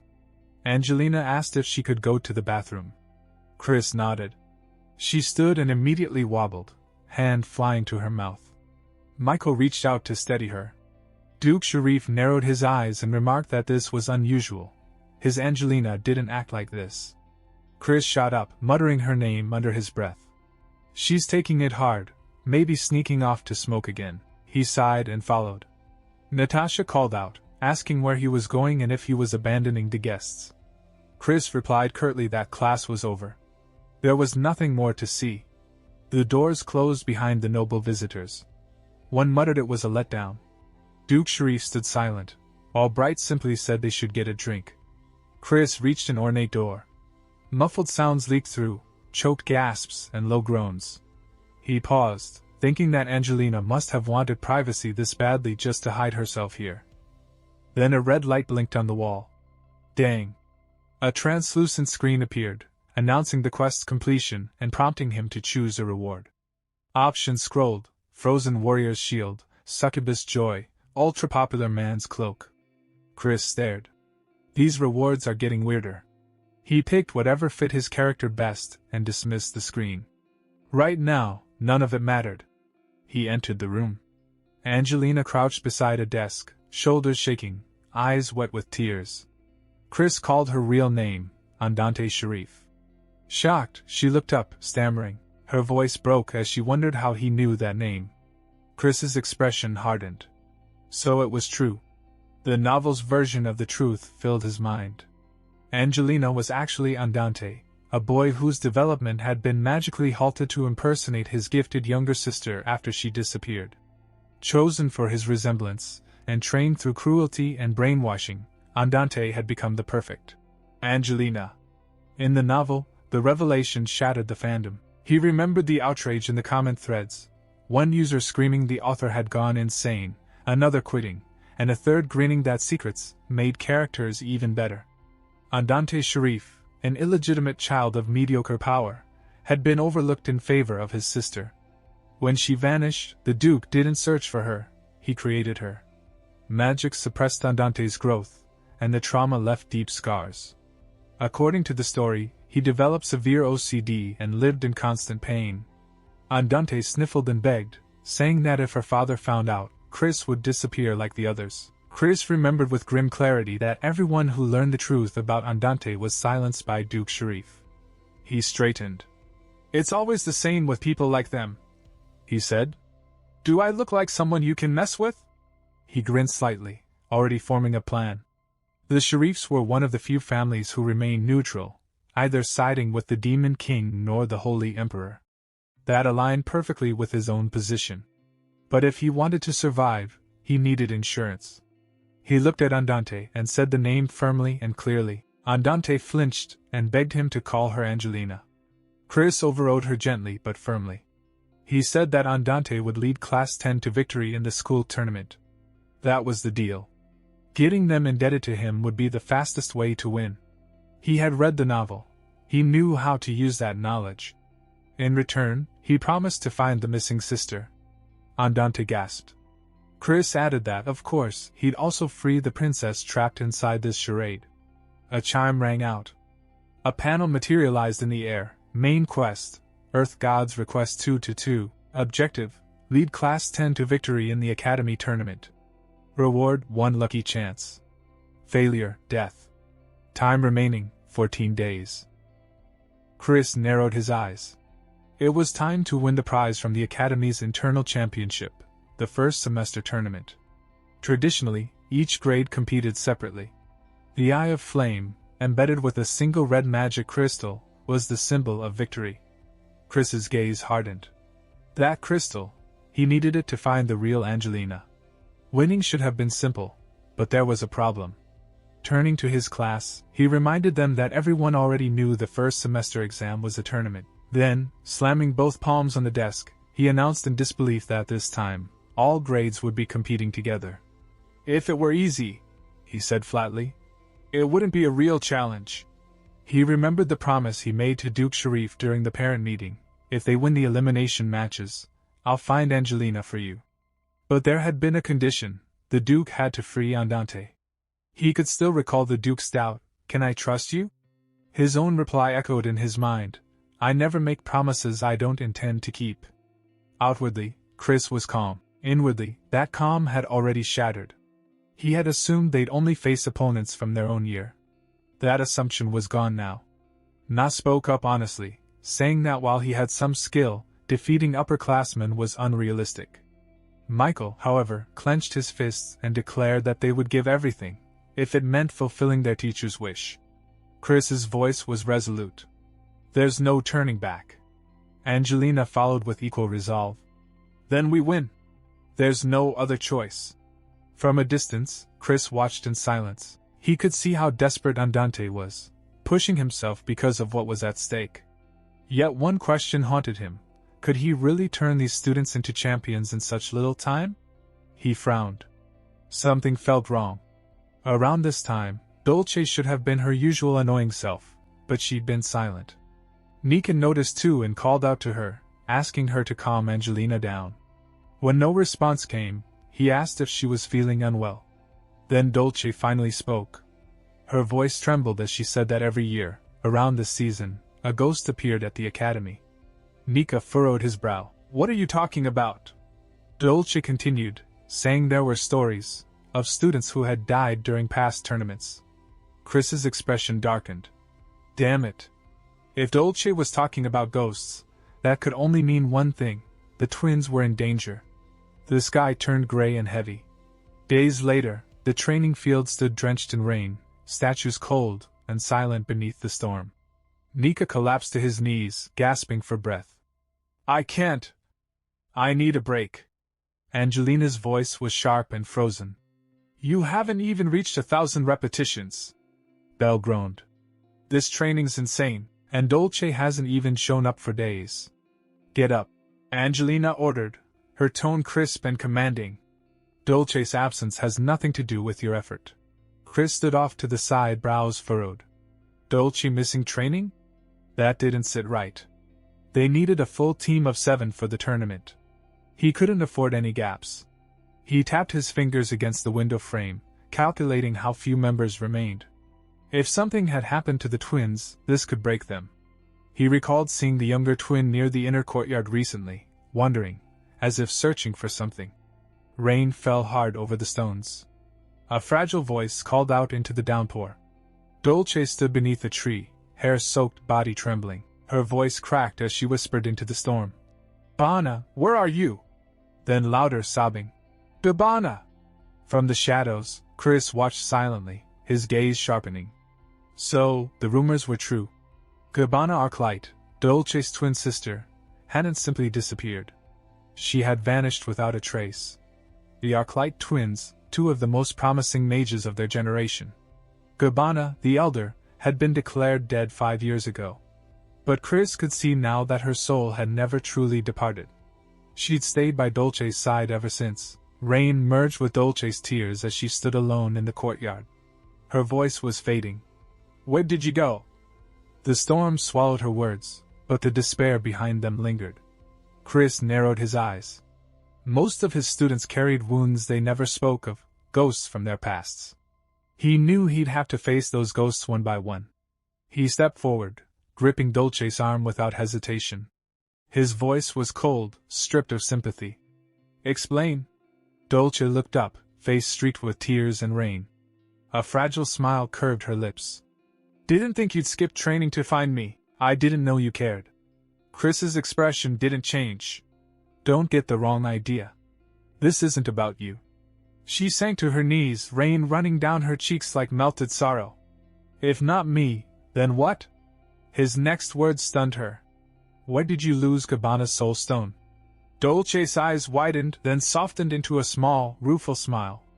Impressive. I always knew my teacher was strange, but I didn't expect you to sense it. Chris didn't answer. In truth, he couldn't sense a thing. He only knew because of his past life, the original story. In that tale, Dolce had been the one who found the protagonist and revealed everything. Before Gabbana's death, she had sealed her sister's soul inside a high-grade magic crystal. It allowed Gabbana's spirit to remain tethered to the world, but at a cost. Gabbana couldn't stray far from Dolce and was invisible to others. Losing that stone meant losing her all over again. Dolce's voice dropped to a whisper. When I woke up this morning, she was gone. I searched everywhere. Without her, my magic is halved. I'm barely holding together. Chris closed his eyes. Part of him wanted to give her rest, but that luxury didn't exist anymore. The only solution, he said quietly, is to end the threat fast. Follow me. On the map, a faint red mark pulsed, the last place Dolce had visited. To Chris, that glow meant one thing, danger. The soul stone hadn't just vanished. It had been consumed. Chris's lips curled into a cold smile. Whatever devoured it, he thought, will make excellent training. At the murky pond, Nika grumbled. Why are we wasting time out here? This place gives me the creeps, like something's waiting to snatch our souls. Stop with the superstitions, Angelina snapped. Belle glanced at Dolce. You okay? Dolce's face had gone pale. Her shoulders trembled. She already knew what awaited them. Chris stepped to the water's edge. Everyone ready? The pond exploded. Water surged high as a massive reptilian creature burst from the depths, shrieking with an air-splitting cry. Its scaled, bloated body twisted unnaturally, and black acid spilled from its jaws, hissing against stone. The rocks are melting, Nika shouted. Angelina took command instantly. Its breath is acidic, long-range magic only. Nika, Belle, maintain the barrier. But Dolce didn't move. Chris noticed. This was her moment, perfect for a twin water mage. Yet she stood frozen. He found his voice, cutting through the chaos. Dolce! Are you planning to run away again? Her breath caught. The memory hit, that day in tactical class when she'd stood by, doing nothing. But this wasn't a drill. This was real. The monster reared its head, and from its throat came a warped, broken word. Dolce's blood froze. That voice was hers. The truth struck like lightning. The creature before her had swallowed Gabbana's soul. The enemy wasn't a stranger, it was the last piece of her sister. Rain poured as Dolce faced the beast. Everyone said Gabbana was undead. She whispered once to Michael. Bet she'd turn into a monster. But she was human. Always human. The magic tower had tried to seize her soul stone for research. That was why Dolce fled here. Chris's voice, cold as the storm, echoed behind her. The rumors weren't entirely false. But remember this, the monster before you isn't your sister. Gabbana was human. And if she could wield magic, what else could she be? Dolce trembled, tears mixing with rain. You're cruel, teacher. I always wanted to hear those words, but did you have to say them now? Water spiraled around her. She stepped forward, eyes blazing. I'm sorry for dragging you all into this. But I'll repay you. With a wave of her hand, a torrent of water roared forward, blasting the beast apart. Chris watched the creature crumble. No doubt, he said. The match is ours. The next morning, sunlight streamed through the window. Chris lounged on the couch, remarking that the monster hunt had probably boosted their chances in the tournament. The students had struggled, but they'd brought it down. He noted the creature carried refined magic stones, likely the work of that bandaged man. He'd confiscated the stones, handed them out, and told the students to eat up. Risky, but worth it. Still, he warned them to stay sharp. Na's brothers were manageable, but the second years, especially Rain, were a different story. Rain was a rival, mentor, and headache rolled into one. Just then, a door slammed open. A purple-haired boy stormed in. I'm here to challenge the class that defeated the garden monsters. Who's the strongest? Chris sighed. Speak of the devil. He raised a hand. Quiet, the boy struck a pose. Yes, it is I, the one cloaked in chaos, leader of the new generation. Chris ground his teeth. Brad really needs a lesson in humility. Nika leaned over. Teacher, he's trying to steal our strategies. Want me to throw him out? Someone muttered that Ryan had too much free time. Chris snapped. That's not how you speak to a teacher. Inwardly, though, he smirked. His student clearly outclassed this fool. The boy scoffed. You think you can control me with a finger? He faltered when Chris's eyes glowed red. Chris stepped forward. Respect. Speak properly to your elders. The boy laughed. I don't care about rules. Chris's aura darkened. You call yourself the strongest? Laughable. The boy stiffened, muttering that it was a separate issue. Chris said flatly, Whoever masters the character fans will master Rain. You're not worth my time. Leave. The boy growled. Your bluff won't fool my emperor eyes. Chris flicked his cape. Funny. For someone with perfect eyesight, you still wear an eye patch. He activated his system. Super popular guy's cape equipped. Illusion of radiant light. Active halo effect LV.10. MP drain. 100 per second. Bathed in radiant light, Chris stepped forward. Can you even see me now? Blinded, the boy staggered. A flurry of strikes landed before a final flick to the forehead sent him reeling. Stop pretending, Chris said coolly.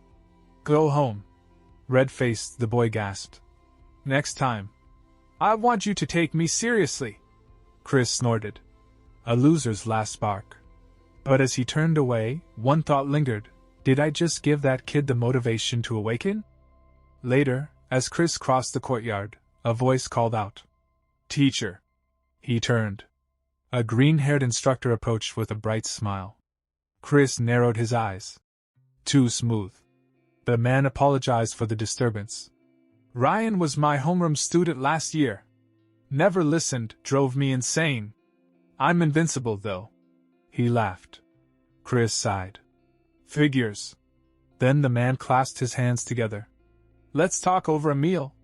Chris's inner voice screamed, No? The man caught it, chuckling. Thought so.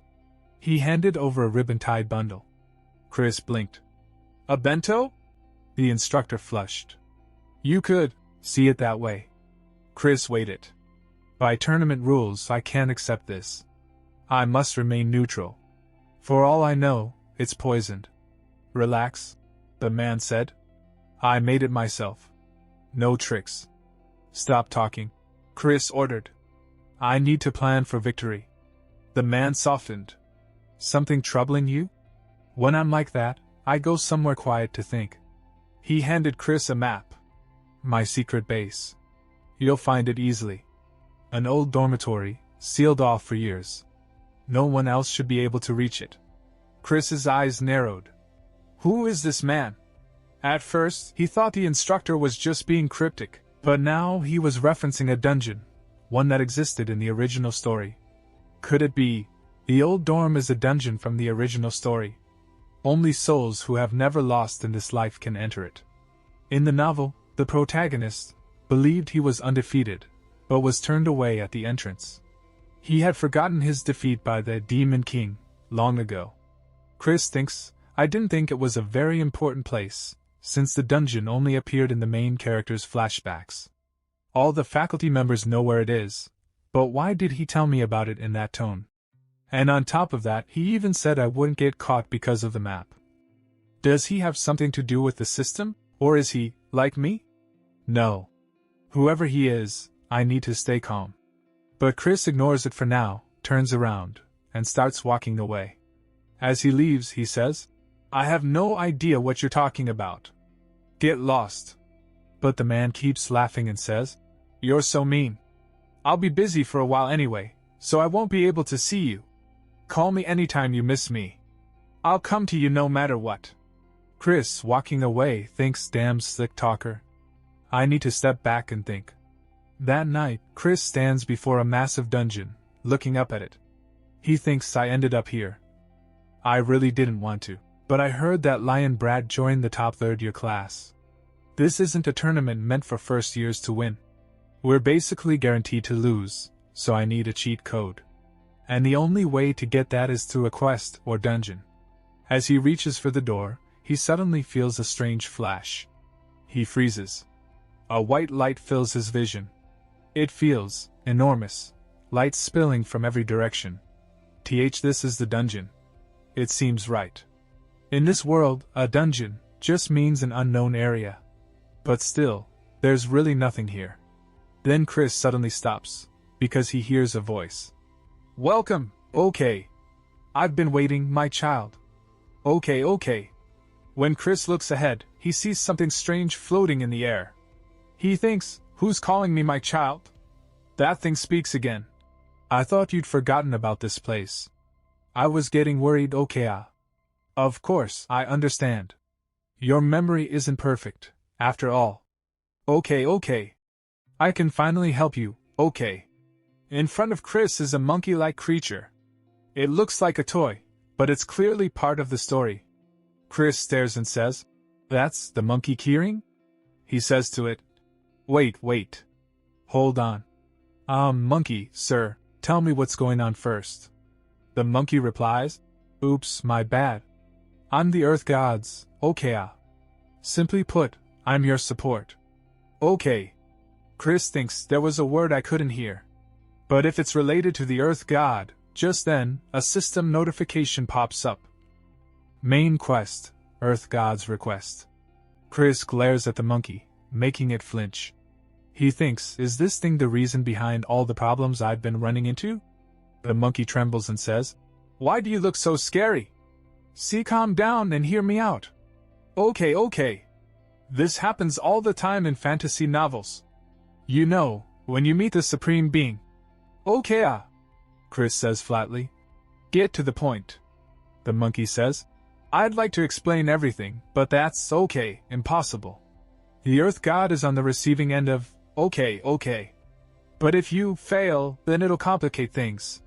Okay, Chris thinks, those words I can't hear. Is it because I'm a human inside this novel and can't handle it? The monkey says, I had to use a loophole just to meet you like this. Okay, I wanted to help you. You weren't given enough abilities, don't you think? If you're in a pickle, I can use to make it happen. Okay, Chris says. So you're saying you'll grant me a wish?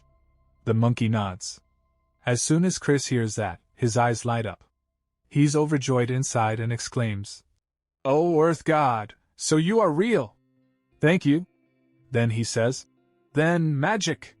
Let me use magic, but the monkey says, Except for that, okay. There's nothing I can do about illegal players. Okay. Hearing that, Chris clenches his fists in anger and thinks, illegal, my foot. I never asked for this. But he forces himself to calm down and asks again. Then strength. Raise my strength. The monkey refuses again. That's a little hard too, okay. It's not available in, okay. Chris grows furious. His eyes blaze like a starving tiger's as he glares at the monkey. He says coldly, "Are you kidding me right now? Then what?" The monkey panics, waving its hands. Stop looking at me like that." Okay, Chris says. "Then can you at least give me an item to help with this quest?" The monkey thinks for a moment and then says, "You mean so your class can win the tournament, okay? You've beaten the minimum number of monsters needed, so it's not impossible." Okay. Chris nods. "Then give me something that can be used for the longest possible time." Suddenly, light bursts from the monkey's body. Chris is stunned. This is all just to give me an item, right? He squints as the flash grows too bright to see. He closes his eyes and thinks, it seems like every time characters like these give me something, it ends up twisted somehow. I hope coming here was worth it. Hold on. The monkey said I forgot this place. But it waited, believing I'd come eventually. Chris suddenly asks, do you know Professor Eugene? Who is he? The monkey blinks in surprise. Eugene, a character named Eugene, doesn't appear in the Strongest Demon King Hero Raises Hell, okay. Chris is shocked. Before the monkey can say more, time suddenly skips forward. And Chris finds himself at the tournament. His students are cheering. "Professor! Didn't I tell you? I told you we'd win. It's all thanks to you, Professor. Thank you so much." Chris is completely lost. What the hell just happened? Then, the system window appears again. Quest completed. You have received 1 lucky chance as a reward.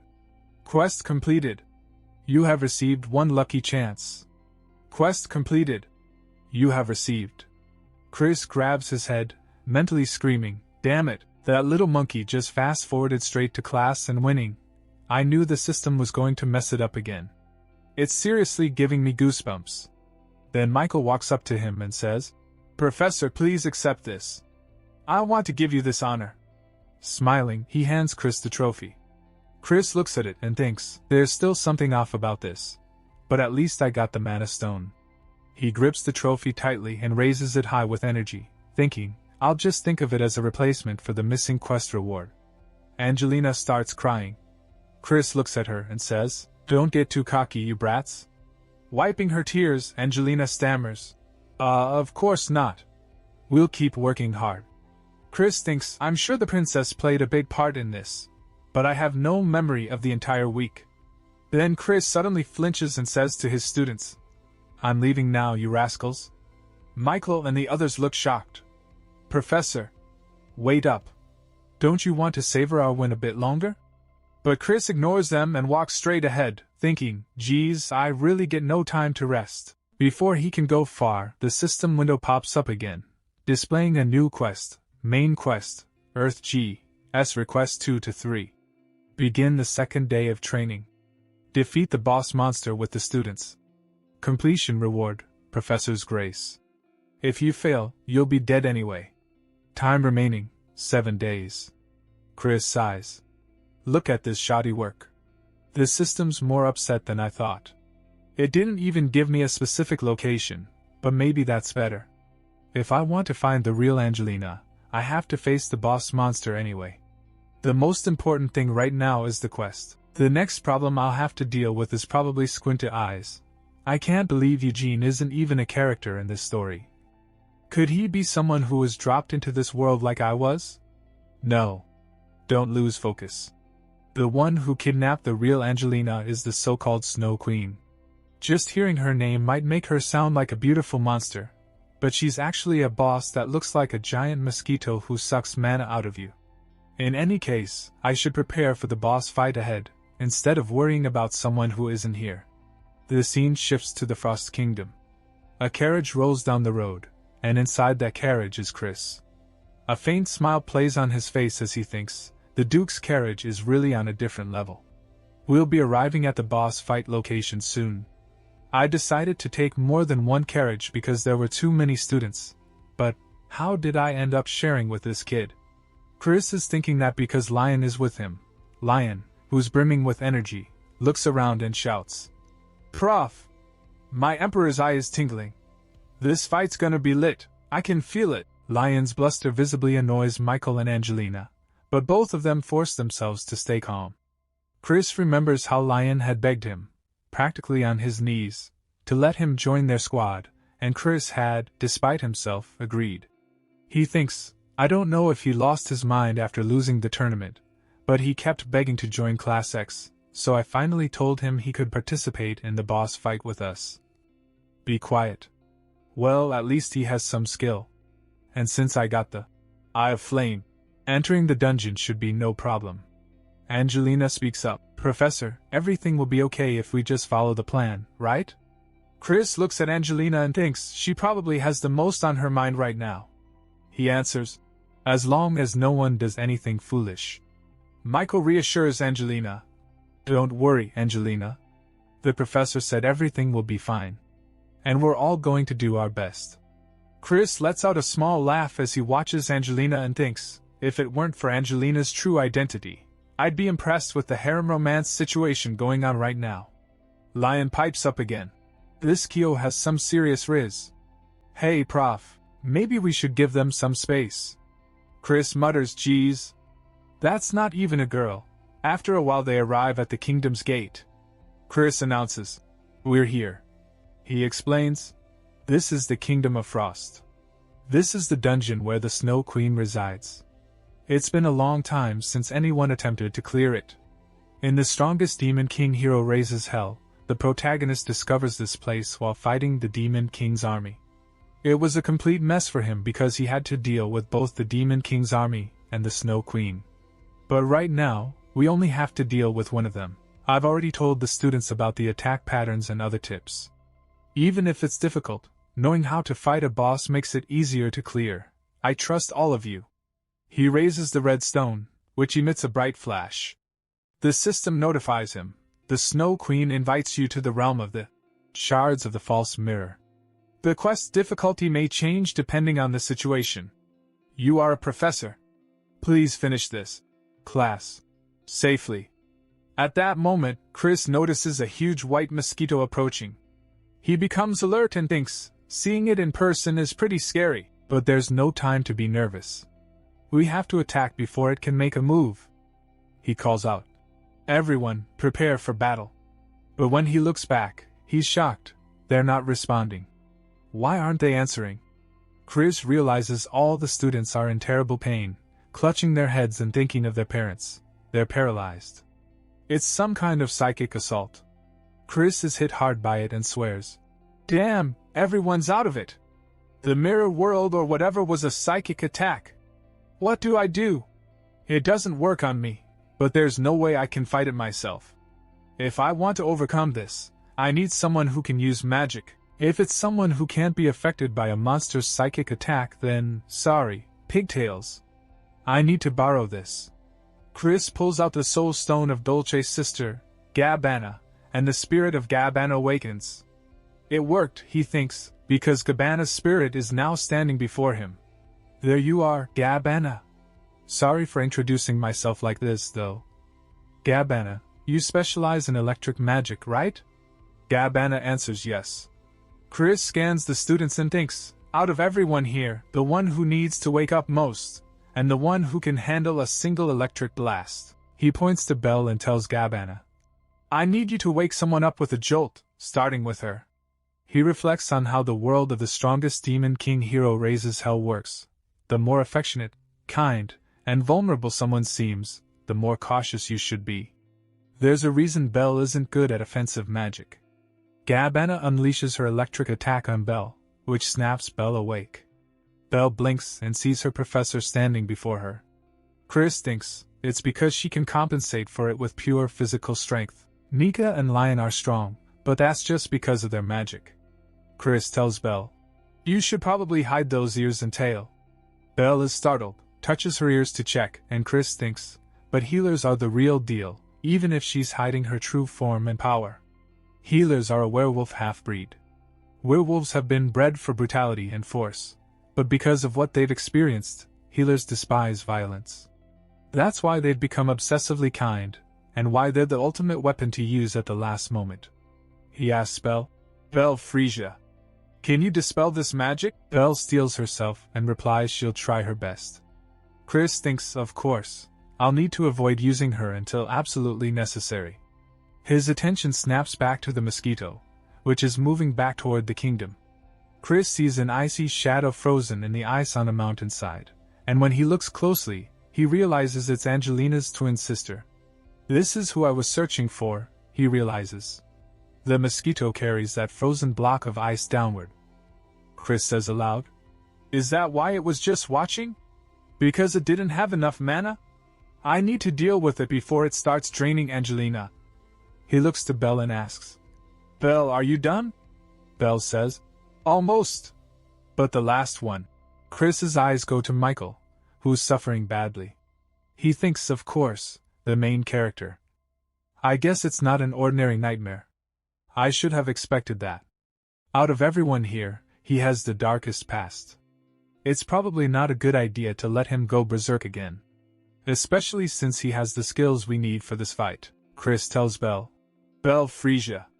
Prepare a mind link spell. I'll bring him back myself." Belle hesitates, panicked. "Professor, are you serious? If anything goes wrong, you could be imprisoned forever, too." Chris considers, really? The main character used it all the time in the story, so I thought it was okay.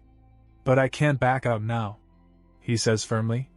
"In case you forgot, all of you are still in training. And I'm your professor. The leader must always take responsibility. If anything happens, you can just cut the connection and pull me out, can't you? I think you're capable of that much." Those words bolster Belle's confidence. With newfound determination, she replies, "Okay, Professor. I'll manage it somehow. I'll make sure you get out safely, so don't worry." Chris smiles at her and straightens his hair. "So you finally understand. Then hurry up before the rest of these kids die. Now then, shall I try lowering the difficulty?" Then Bella begins her work, and she starts sending Chris into Michael's nightmare. The system's voice echoes in Chris's mind. "You are entering Michael's psyche. Warning! Unauthorized access. You have not been invited. The world is hostile to you. Warning! Unable to locate your data in the world. Perception range is limited." Chris now arrives inside Michael's nightmare. He looks around and thinks, "Even without the warning, I can tell just by looking. It feels like I'm in some kind of unfinished game. If this place is filled with his trauma, then this must be the village he grew up in as a child." He recalls the main character's past in the original story. His father, the Demon King, killed his human mother. No one came to help, so he went berserk and burned down the entire village. That incident happened at his own house, so let's see, is that the elm tree from the flashback in the novel? Thinking this, Chris walks toward Michael's house, opens the door, and looks inside.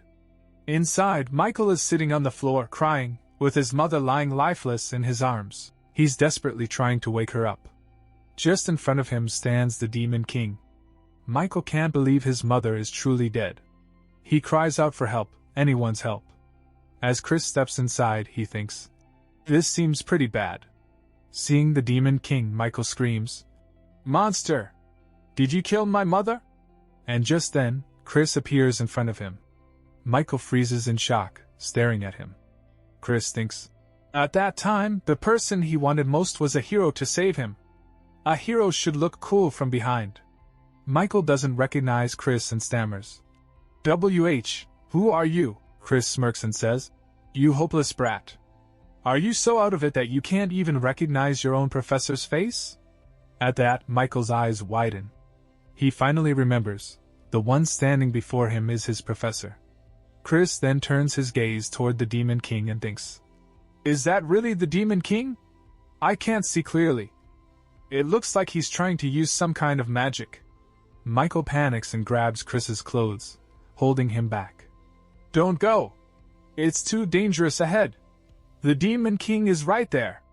Run away while you can." But Chris looks down at him calmly and says, "Michael Fushin, why should I run?" Michael, still trembling, replies, That monster. He killed my mother. He'll kill you too." Chris gives a faint smile.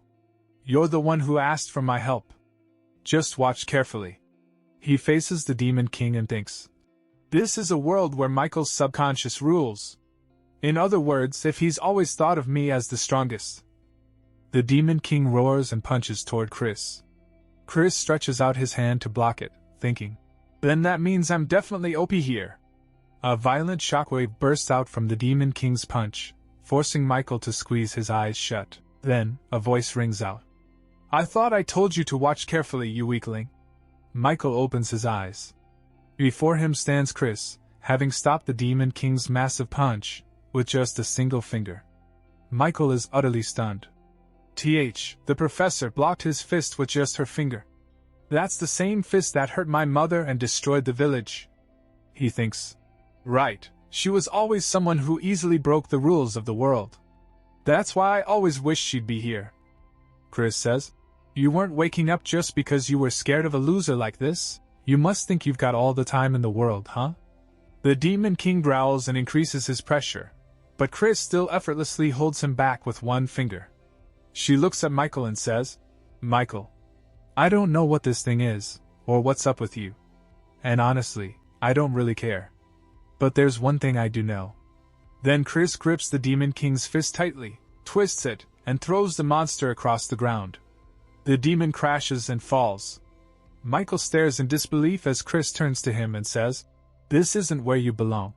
So get a grip. You're just embarrassing yourself. Hearing that, Michael looks back toward the Demon King, who's now fading away into nothing.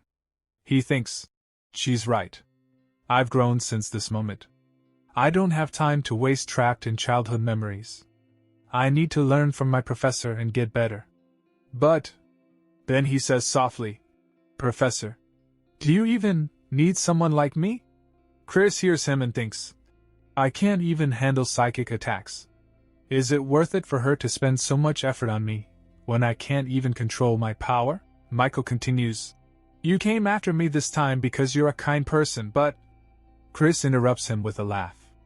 A kind person? You're funny. She flicks her finger lightly against his forehead and says, You're one of my students. Her words strike deep into Michael's heart. He thinks, Yes, that's right. As long as I'm her student, she'll accept me and guide me. That's enough. Let's go back. Outside, Bella is trying to wake both Chris and Michael. Professor! Michael! Are you okay? Chris stirs awake, opening her eyes. Michael wakes up moments later. Chris looks at him and says, What do you think you're doing, Michael? You're up now, so it's time to train. Hearing that, Michael's determination reignites. Yes, he says. Now all the students are fighting together against the giant white mosquito. Angelina and Dolce launch their attacks in sync, but the mosquito retaliates fiercely, knocking them both down. Angelina grits her teeth and thinks, Damn, we're the same element, so I'm just wasting my mana. But if I can just hold out a little longer, I can save Angelina. Just then, she sees someone approach. It's Michael. He apologizes to his teammates for being late, then prepares his fire magic. He thinks, I won't be shackled by the past so easily from now on. He unleashes his fire magic at the massive mosquito, setting it ablaze. I'm going to be a student who doesn't disappoint my professor. A huge explosion follows, and the mosquito is finally destroyed. Chris watches all of this carefully, a small smile appearing on her face. She thinks, I think I might have just gotten more involved. Is it because I'm too good at role-playing? Then, the system chimes in. Quest completed. You have received Professor's Grace as a reward. After rescuing Angelina, everyone leaves the Frost Kingdom and heads back toward their academy, traveling by horse carriage. Inside the carriage, Michael is fast asleep, and beside him lies Lion, both of them snoring loudly, which starts to irritate Chris. Chris thinks to himself, Look at them, sleeping like babies. Lion didn't even do anything and now he's snoring. Thanks to the main character's sudden heroics, the real Angelina was safely rescued. Thankfully, she was still breathing, so I fed her the remaining mana stone, and sent them both to House Seraph. He sighs and continues thinking. Well, now that the quest is complete, let's check my reward. What the heck is Professor's Grace? Just then, A sheet of paper drops out of the reward notification. Chris picks it up and sees that it's covered with cute flower patterns. He blinks and mutters, "What did it just spit out? Are these reward stickers? Geez, what am I? A kindergarten teacher? What am I supposed to do with these?" Then he notices some small text on the back and reads, "Huh! There are instructions on the back. Actually, they're more useful than I thought. Now the question is, how should I use them?" But before he can think further, the carriage suddenly shakes violently. A strong gust of wind blows through, startling Chris. Michael and Lion both jolt awake. Lion rubs his eyes and says, "What in the world was that?" Chris looks upward and immediately realizes what it is. That sound, it's from a monster. Michael yells, "Are we under attack? Professor! Lion! Are you okay?" Lion grins and says, "Never been better. It seems the Dark Horde has followed me all the way here, probably jealous of my strength." Michael rolls his eyes. "Okay, so you're fine," Chris thinks dryly. What a brat. If he wants to keep his act up, he needs to stay calm and cool like me. Then Michael turns to him, serious now. "What should we do, Professor? Should we run? Or should we fight back?" Chris notices the fire in his eyes and thinks, "What the? I know he's always been obedient, but after that boss fight, his trust in me is on a whole new level." He sighs inwardly. He really shouldn't be so eager to follow Chris, though. Anyway, I have a hunch who's after us. So, how about I take a gamble? He straightens up and commands, "Both of you, keep your eyes closed until I say otherwise."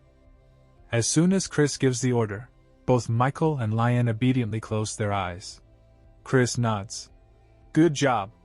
Then the system chimes in. Professor's grace is now in effect. Chris smirks slightly, thinking, "Item usage conditions. When students listen well, compliment them and give them stickers." This isn't exactly the best timing for compliments, but, he says aloud, "Well done. Waiting until your opponent's mana is almost depleted. I can't help but admire your cowardice." Then he groans mentally. "Have you ever heard of sarcasm, you damn system?" Suddenly, a cold voice echoes from outside. "But your tricks won't work as long as we don't make eye contact. It's amazing how you've managed to maintain your position with such pathetic abilities." A figure lands on top of the moving carriage, a monster crouched beneath a cloaked, bandage-wrapped man. The man smirks. "Dame Chris, don't you think you're being a bit too harsh on me? We haven't seen each other in so long. You're hurting my feelings."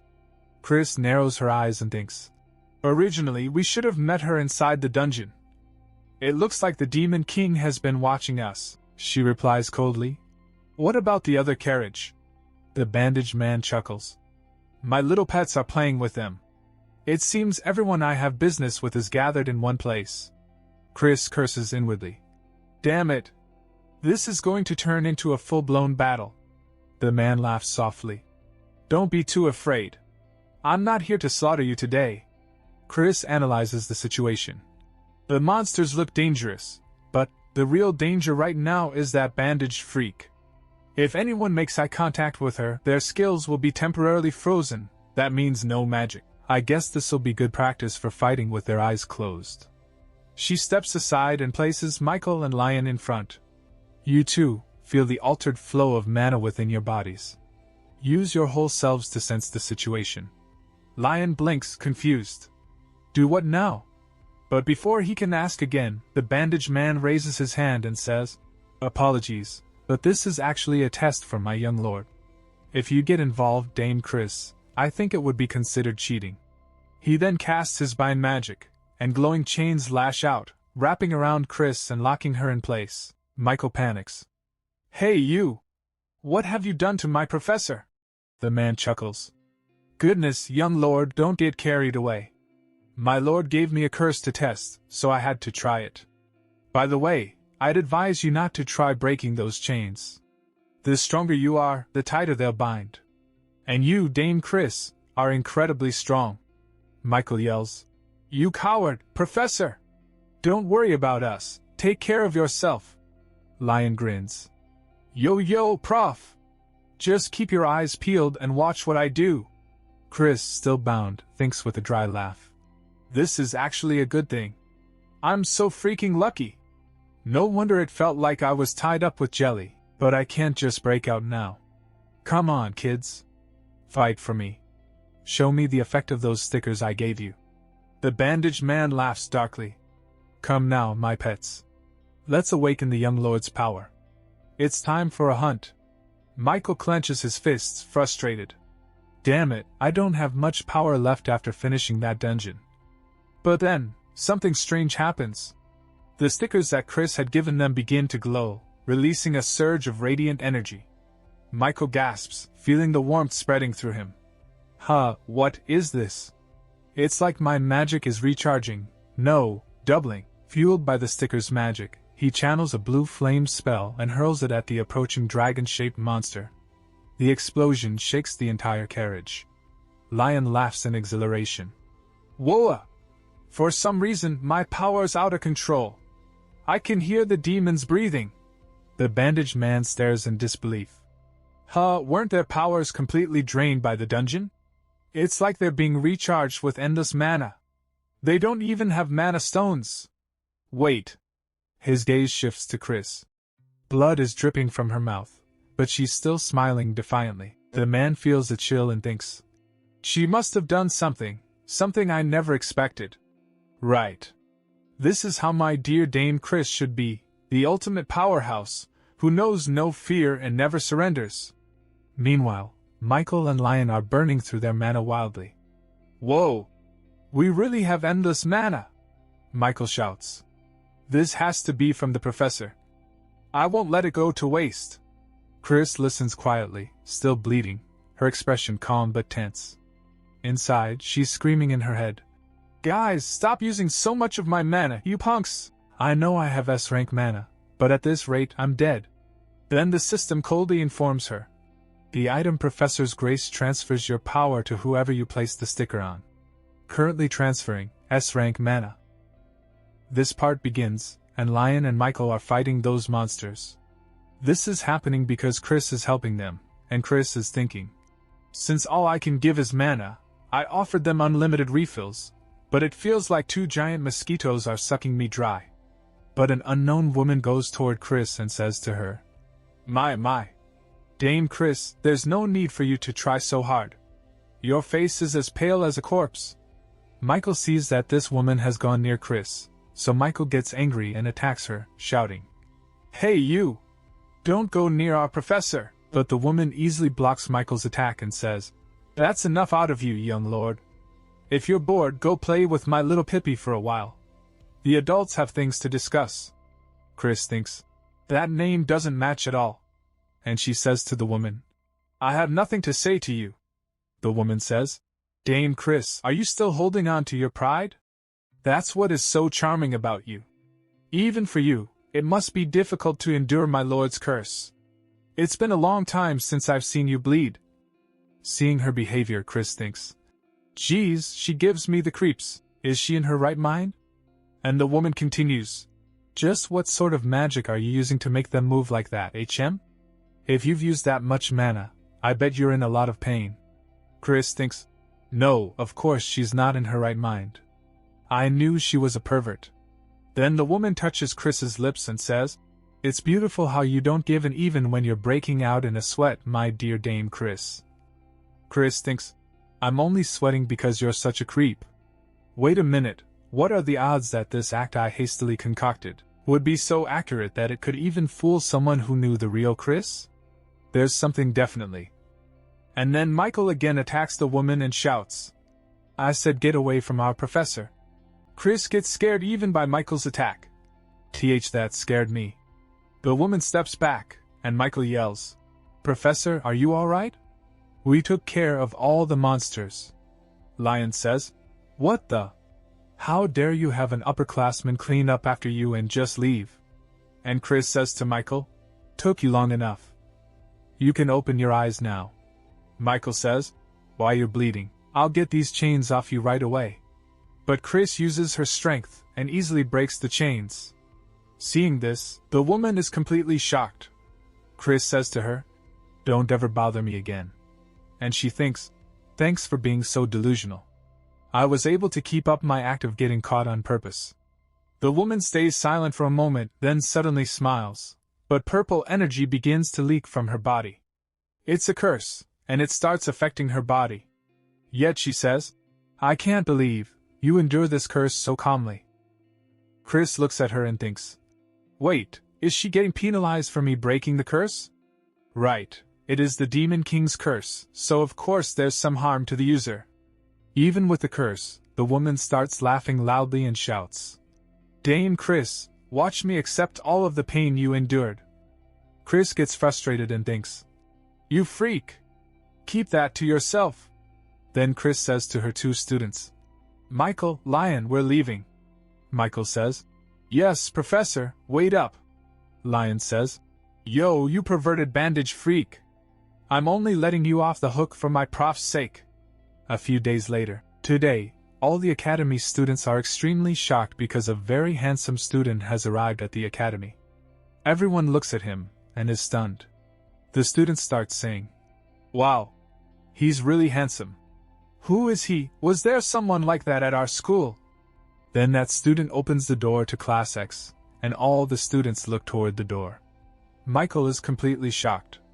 Dolce looks at the student, and seeing him, she comments, is that Angelina? Did you cut your hair? And you got so tall. And this is Angelina, or rather, Andante.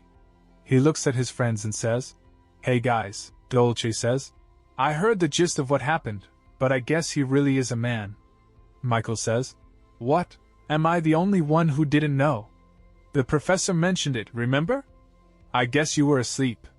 Dolce says, honestly, I've been exhausted ever since the dungeon. Chris looks at Andante and thinks, wow, he really is handsome though. After Angelina returned from the dungeon, the Duke lifted the growth stunting spell. Once the real Angelina recovers, she'll come to the academy, and for now, the princess has gone back to being Andante. Seeing it in real life feels different than reading about it. Dolce says, anyway, the more important question is, what are you going to do about this commotion your good looks are causing? It's only because Angelina is going around telling everyone that we're related. Outside the classroom windows, many girls have gathered to see Andante, and Chris notices them but doesn't comment. She only thinks, I see. It sounds like Angelina wants to put all the attention on her brother.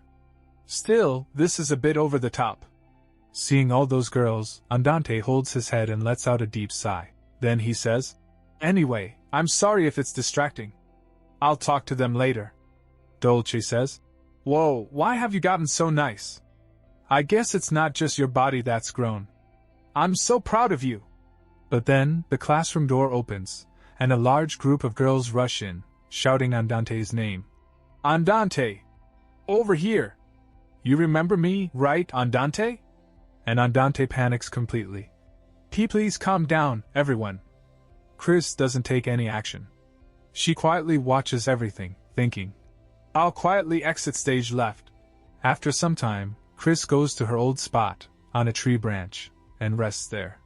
She thinks, these academy girls are seriously intense. I can still hear them screaming, so that means he's probably running away.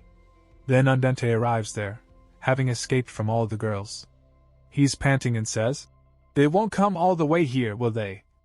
Seeing him, Chris thinks, damn, this is supposed to be my secret spot. He must have come here on purpose. He knows the students are afraid of me. Andante says, it's quiet here. Well, honestly, it's always calm when you're around. This will all be over soon. They'll all leave once they realize they have no chance. Even though I'm an illegitimate child, I'm still the Duke's son. Chris listens and thinks, right, he would be the easiest connection to the Seraph family. Andante says, unfortunately, my father doesn't pay any attention to me. Then he turns around, looks at Chris and says, but I made it clear to my father that you saved my sister. Thank you, Professor. I can't tell you that enough. Chris says, Andante Seraph.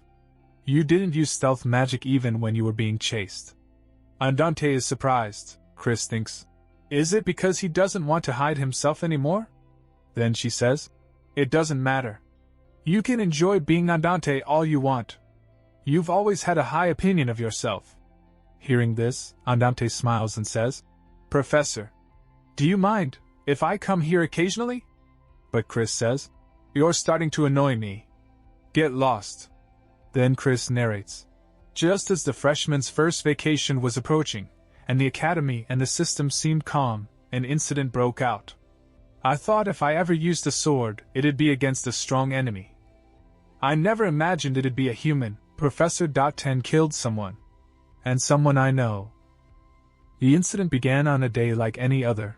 After class had ended, Chris had forgotten something, and she was going to get it. She says, Damn. I left my book in the classroom. An illustrated guide to magic for kids. I only started reading it because I was getting bored doing nothing during self-guided study time. I'd be screwed if anyone found out. Then she reaches the classroom, and as soon as she opens the door and enters, she sees a bunch of letters. She says, Luckily, it's late and no one's around. She walks forward and picks up one of the letters.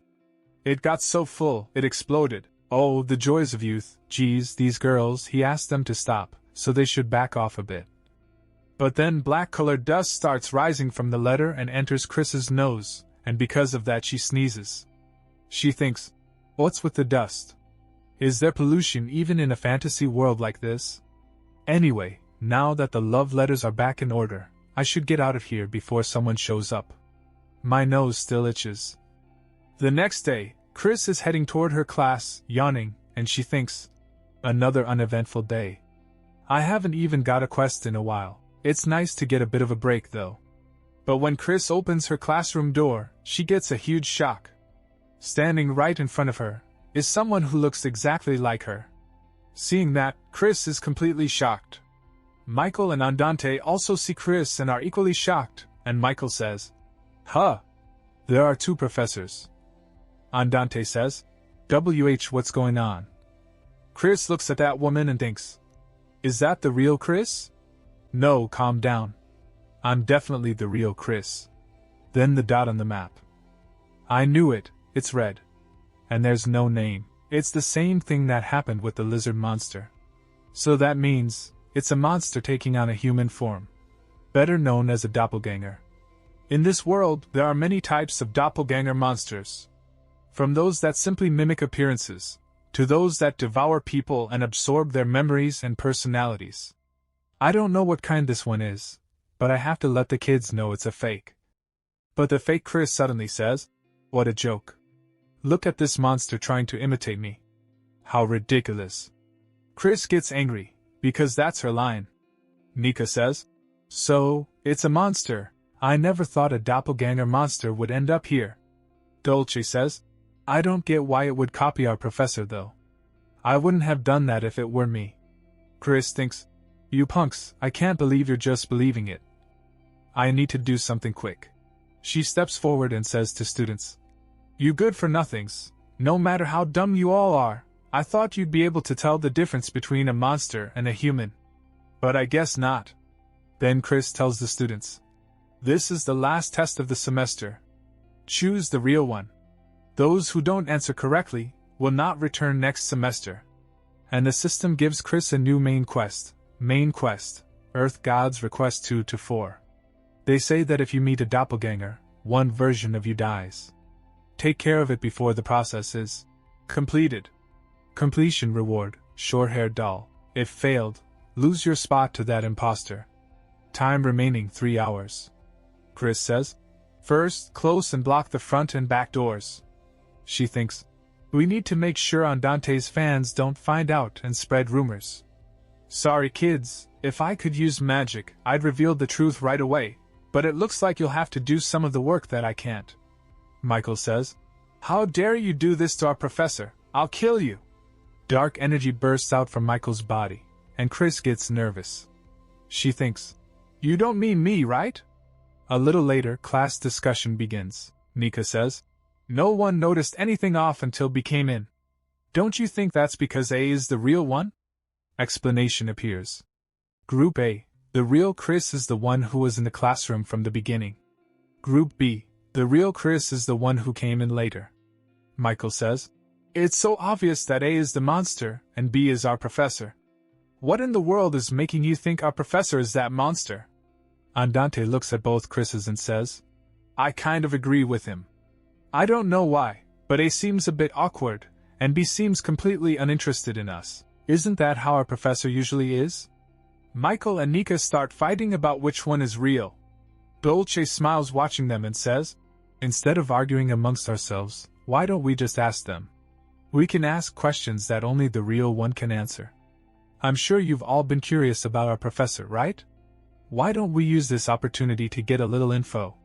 Dolce thinks, I think Michael will have some especially fun questions. Nika likes the idea and agrees. He says, okay then, excuse me, Professor A. What do you think about us students? The fake Chris thinks a bit, then answers, there's no reason for me to dislike you. You're just you. Hearing that, Chris is shocked and curses inside. What? You bastard! It's imitating me pretty well. She thinks. It looks like the dust I inhaled yesterday was mimic spores. The quest window said to deal with it before it was completed. Mimic spores usually split in two, one half enters a human body and drains their mana, and the other half uses that mana to grow into a mushroom that mimics humans. The problem is, if I attack them before they come back together, they'll regenerate infinitely. If I'd known I'd have to break character like this, I would have just killed them all before. Just like Michael did, in the original story, Nika says.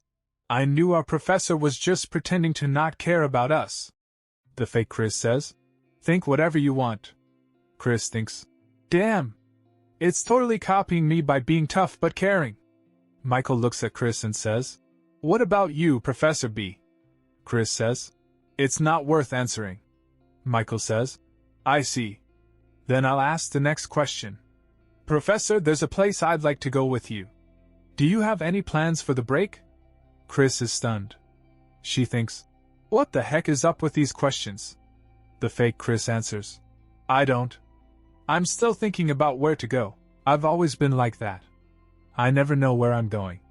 Hearing this, the real Chris is even more shocked. She thinks, hold on, this thing isn't just copying my character. It's saying stuff that I feel deep down. Not as Chris, but as my true self.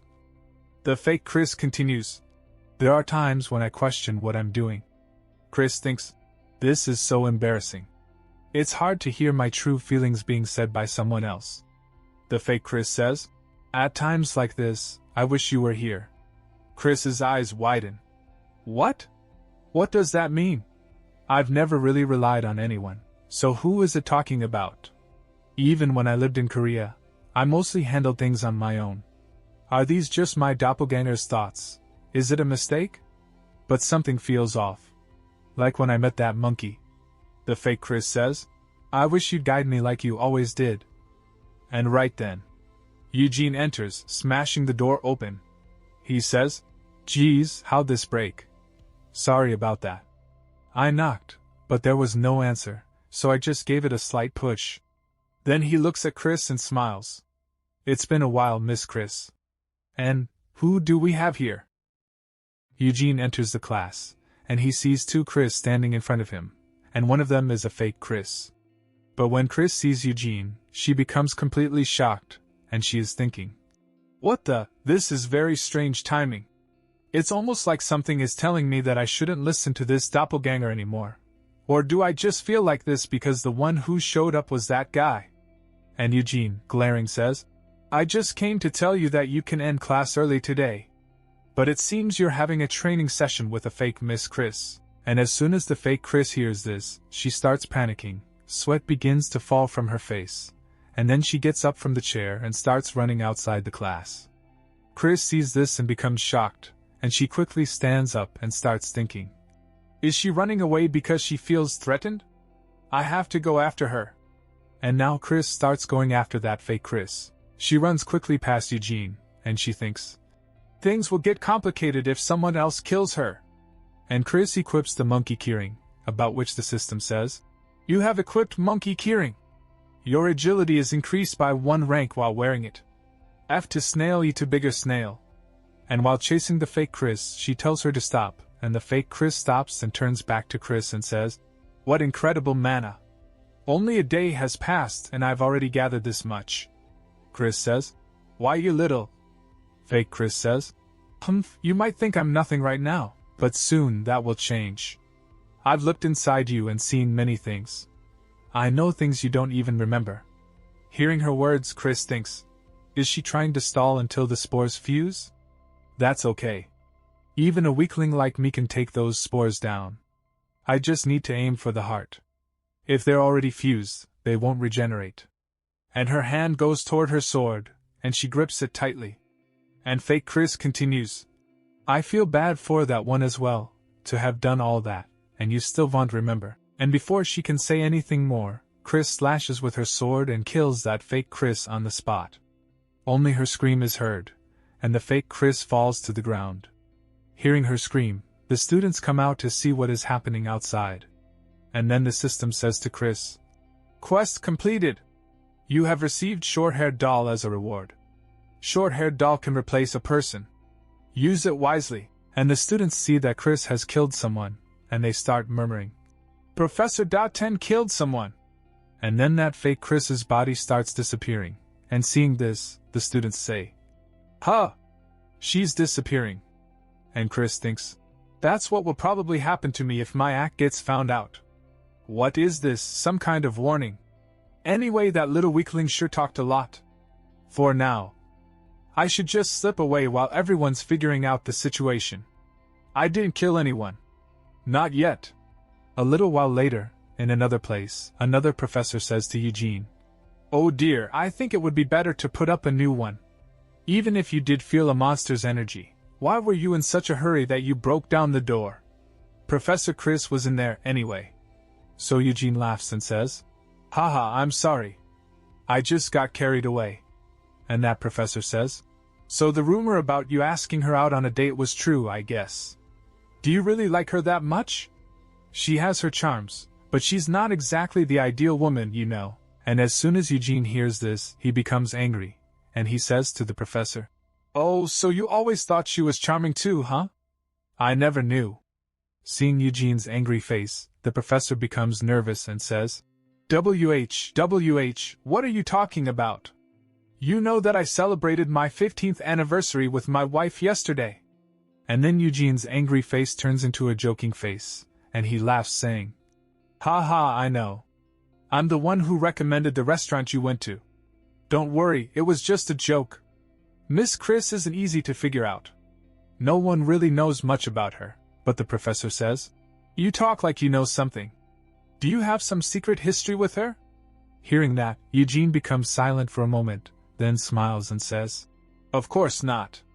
The next day, Dolce is sitting in the office, and she is thinking, Why does the professor want to see me alone? I thought Bells was just messing around. Belle had said, Dolce, the professor wants to see you in her office. And then Chris enters the office, and Dolce looks at her, and Chris comes forward and sits on the chair. Dolce asks her, Professor, why did you want to see me? I reported the incident with the monster to the principal yesterday. But Chris doesn't answer. Instead, she starts giving her the doll that the system gave her. Seeing it, Dolce becomes shocked and says, What on earth is this? In response, Chris says, It's a doll.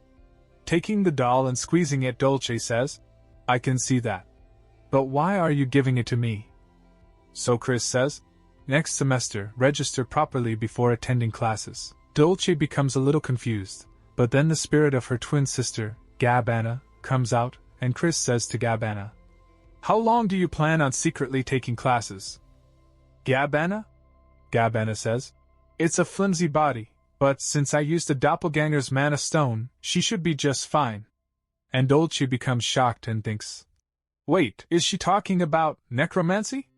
That's magic which can make a spirit possess an object. How does she know about such long-forgotten magic?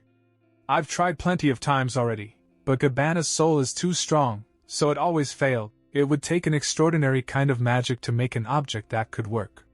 And Chris thinks, was she stalling for time with the doppelganger so she could feed it mana?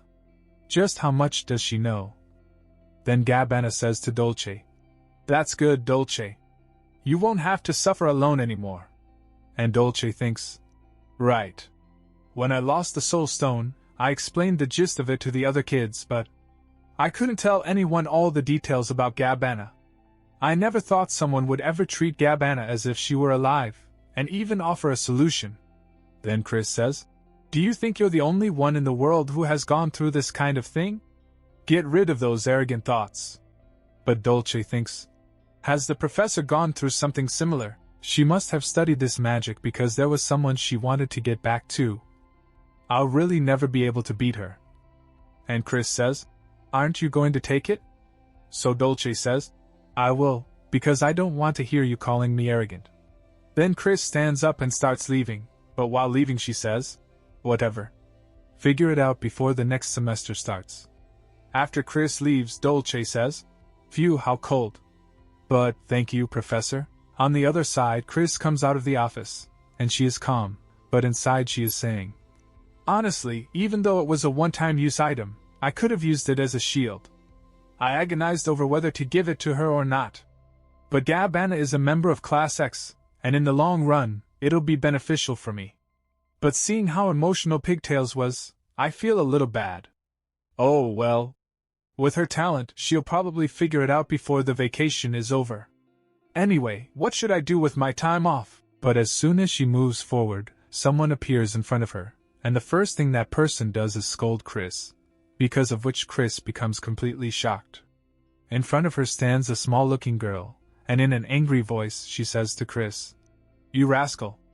I'm the principal, and you make me come all the way here myself? How heartless."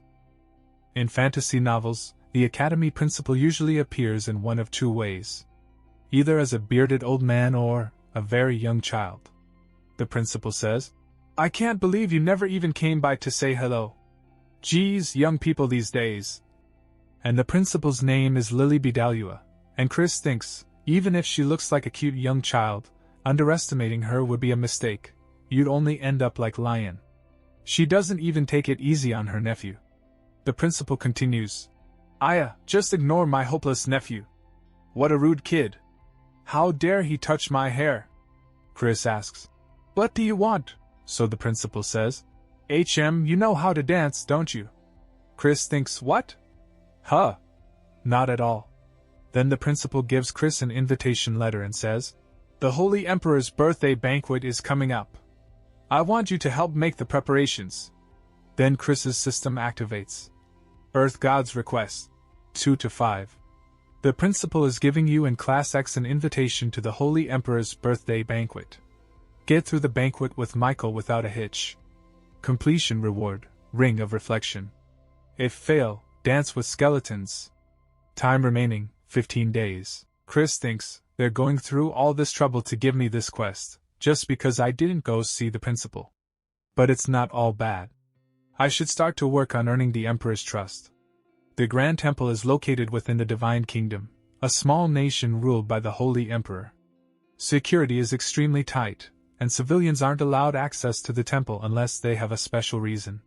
The principal continues, "I'm giving you a rare opportunity.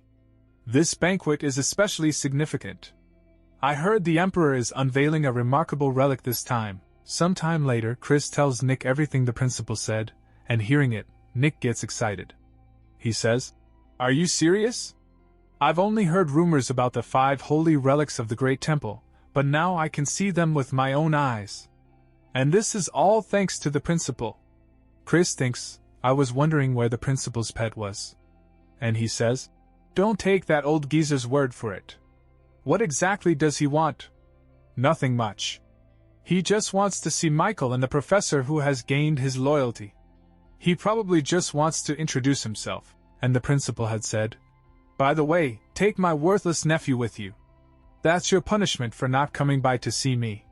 And Chris thinks, is she sending Lion to keep an eye on me? How annoying. Then Nick asks, "What about me? I'm going too, right?" Chris sighs deeply. "I'd better get a nice reward for this." To Nick, Chris agrees to take him and he says, "Gosh, don't worry. I'll make sure you're not disappointed." Sometime later, they head toward the Divine Kingdom. Chris sits inside the carriage, thinking, now I understand why our break is now. The kids and I are dying of the heat. The Ice Princess and Pigtails are the ones I need most right now, but they've gone back home. Natasha dragged Nico away too, so these three are the ones I'm left with on this journey. They're all hot-headed to begin with. Inside the carriage, Lion is tied up, with Michael beside him, saying, "This is probably some training method." And Bella, looking at Lion, asks, "Are you okay?" Then she looks outside the carriage at the Divine Kingdom and gets excited. "Wow! Is that the Divine Kingdom? So it's true that the entire country is covered by a dome." Inside the carriage, Chris notices Michael, who looks a bit sad, and she thinks he doesn't look too happy. He must have a lot of resentment for the Holy Emperor. When he lost his mother in the novel, the temple wouldn't even open its doors for him. I don't feel that great about this either. I stopped reading right at the part where the Holy Emperor was about to show his dark side. If I'd known this would happen, I would have read all the way to the end. Then the carriage stops. They've arrived. The three get down, and Chris says, "We've arrived at the Divine Kingdom. I can't believe how pleasant it is. It's so different from the outside world, it's like a utopia." Chris stands silently, not moving forward, and Bella asks, "Professor? You don't look too happy, is there a problem?" And Chris says in her cold voice, "It's disgusting. Everything is white." But she thinks, in a place like this, outsiders like us will be easily recognized. Of course, even if we'd brought white clothes, we'd have been caught because we don't bear the mark. Then a man sees the three of them and greets them. He asks, "You're from Bidalua Academy, right? I'm Beryl, a priest here. I'll be your guide for today."